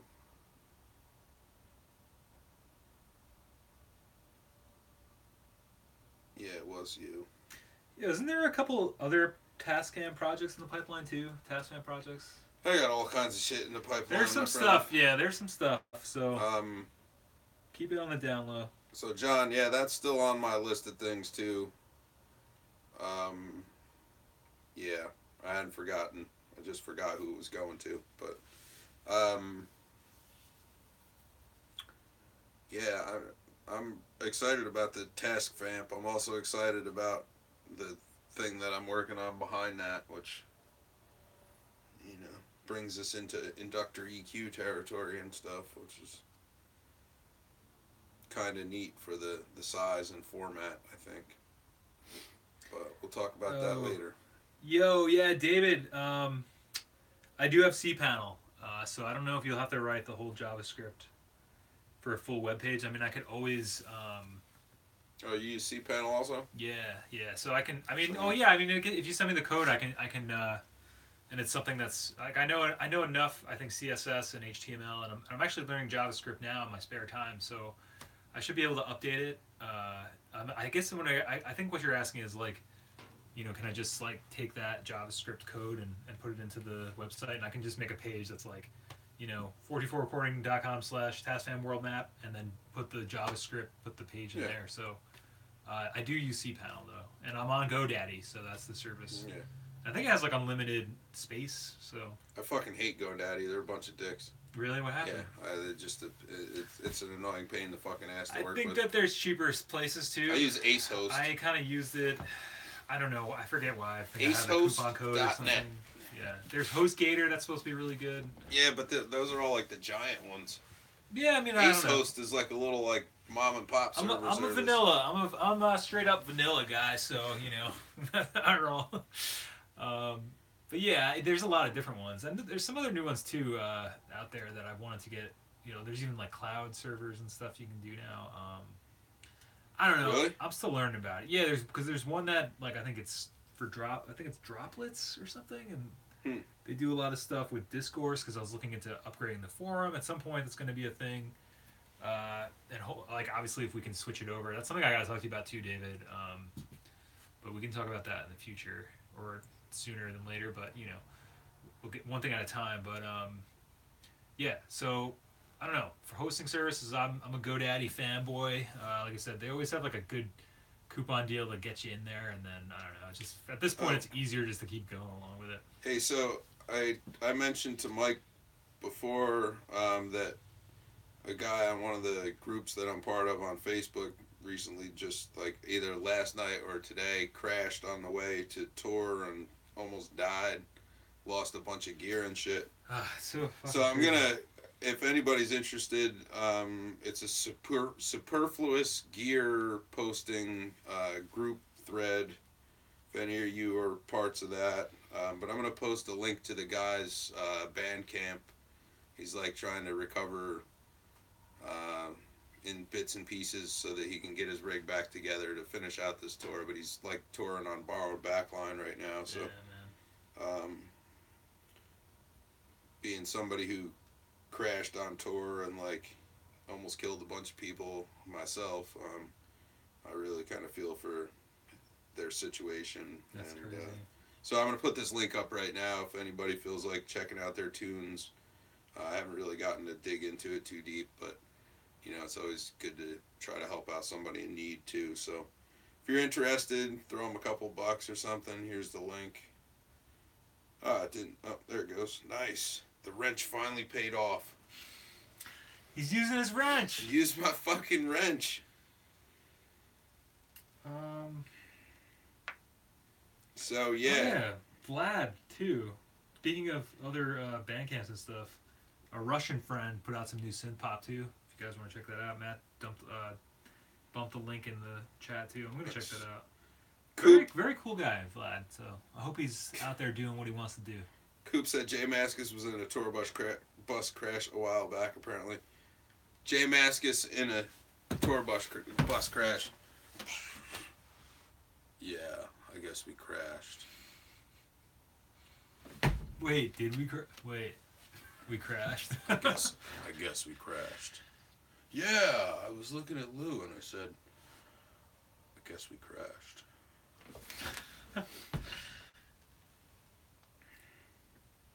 Soviet wave. Washing machines.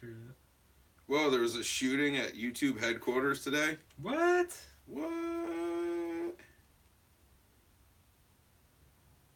Yeah, David, we got some stuff to talk about, my friend. Let's chat via email, 424recording@gmail.com. I think we've already been chatting, but yeah. Well, I was trying to catch up on all the things, man. I'm like, oh, awesome, okay. Just put it in your public. Okay, cool. Oh, that's awesome. Matt and Brian from Yellow Rainbow are planning to collab. That's so cool. I can't wait to hear what you guys come up with. word. I'll send you the full page files. Okay, that sounds awesome, David. Okay, there's the super elevators. That's okay. Yeah, I'm gonna check that out too. Yeah, there's a lot of. I know Calvin Johnson at one point with Dub Narcotic. They were in like a bad crash too, I think. And I think they come up with a couple of members got pretty badly injured. That was a while ago. Shooting at YouTube, damn man. Jesus. Travis talking about Jay Mascis touring with Mike Watt, and Mike Watt rocks piss bottles in the van. Oh man, that was a no-no in my van life. If you got a piss, just let me know. We'll pull over. I don't want to ride around with it. Watt rocks the piss bottles. John, a lot of that Surmiser stuff was like, especially on the last full length. That's what I said too.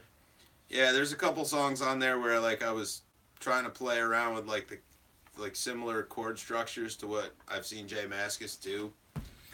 Way the road, boys. So I totally like tried to cop some of that style, sort of just to like get a feel for how he writes songs the way that he does, not to like be a clone or to derivative of it or whatever, just to like. I've always felt like Dinosaur Jr. is like right along the lines of like all the other bands that I love, but there's something about them that has more harmonic content and more information in the guitar than most of the bands that I have always looked up to, aside from them. And I think what sets Jay Mascis apart is the fact that he is prone to making up chords and to using weird open chords and open strings all over the place, whereas most guys are, we all know the power chord deal. But yeah, Ear Bleeding Country. Yeah, sort of. Produce like a pro. Is that what's... Will, does that seem like what's happening? What's Produce like a pro? I don't know what that is. I'm gonna watch it. Pro. Is it a channel? I think it is, right? I think it must be, yeah. I'll watch it and make sure that we'll do the complete opposite. The further I get from recording Revolution, the happier I am. Wow. Huh. Well, we're at like 10 after 9. We probably should wrap it before. Yeah. All right, guys. So it sounds like Mike and I will be together tomorrow night also for a bit. Yeah, so this is a special live stream. Like I said, Tuesdays are now going to be, unfortunately, combined with Wednesdays. So Wednesdays at 7 p.m. We're going to be starting an hour earlier. Tuesdays are going to be gone. Saturday I'm going live with Brian. Yep, Yellow Rainbow. We're going to chat again and talk, ambient electronic music. Yeah. But yeah, so guys, thank you so much for backing the Kickstarter. The pedal is going to be landscape.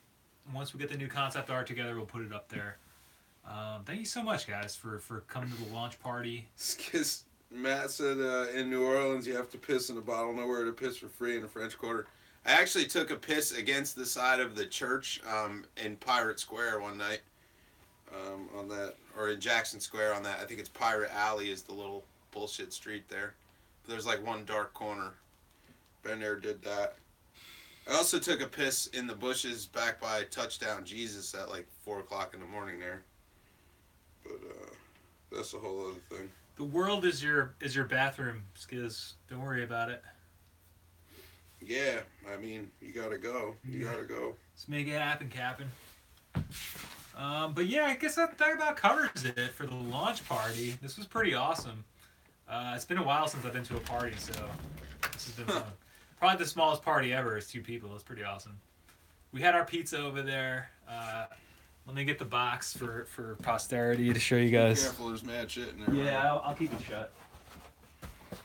We had our pizza. Thanks, Mike. Appreciate it. It's fucking sick. We had a pizza and Will Farts, yeah, man. Have a good vacation, man. Or a good trip, safe travels, and we'll touch base when you're back. Will from the UK hit me up via email. We got some stuff to chat about. David, same. I'll be talking to you, my friend, about coding and stuff. Get you hit your goal in 10 days, guys. Thank you, John. I think he means bet. Oh, cool. I bet you hit your goal in 10 days, guys. Awesome. Yeah, I hope so. I hope that that was the plan with the early bird special.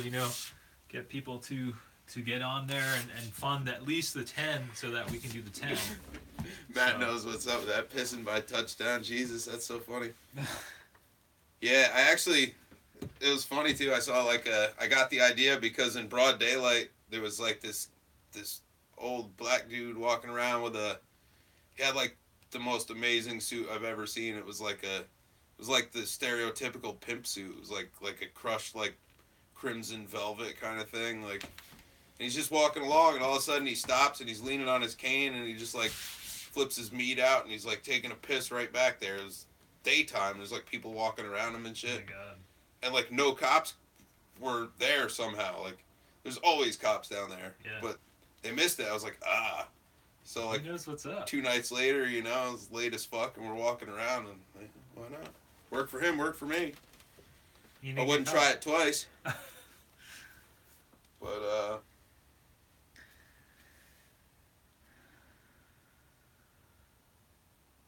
We've got some questions about the mixing desk.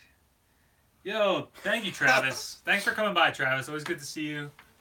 David, yeah, that reel-to-reel man, that too, if that's something you want to do. Will, yeah, send me. Same deal. Will, send me emails, definitely. No worries. Curious to see how you made out with those gain boards if you did that. And yeah, Travis, we'll catch you soon. Hopefully we'll see good to most see of you. Glad you had some availability tonight to stop through and hang, because we know you've been busy. Yeah. So thank you so much for coming through. Yeah, hopefully we'll catch some, if not all of you tomorrow. And tomorrow 7 p.m. Eastern we'll be live again. So I think we're going to be live from 424 HQ, aka my bedroom. So it's going to be good. It's going to be fun.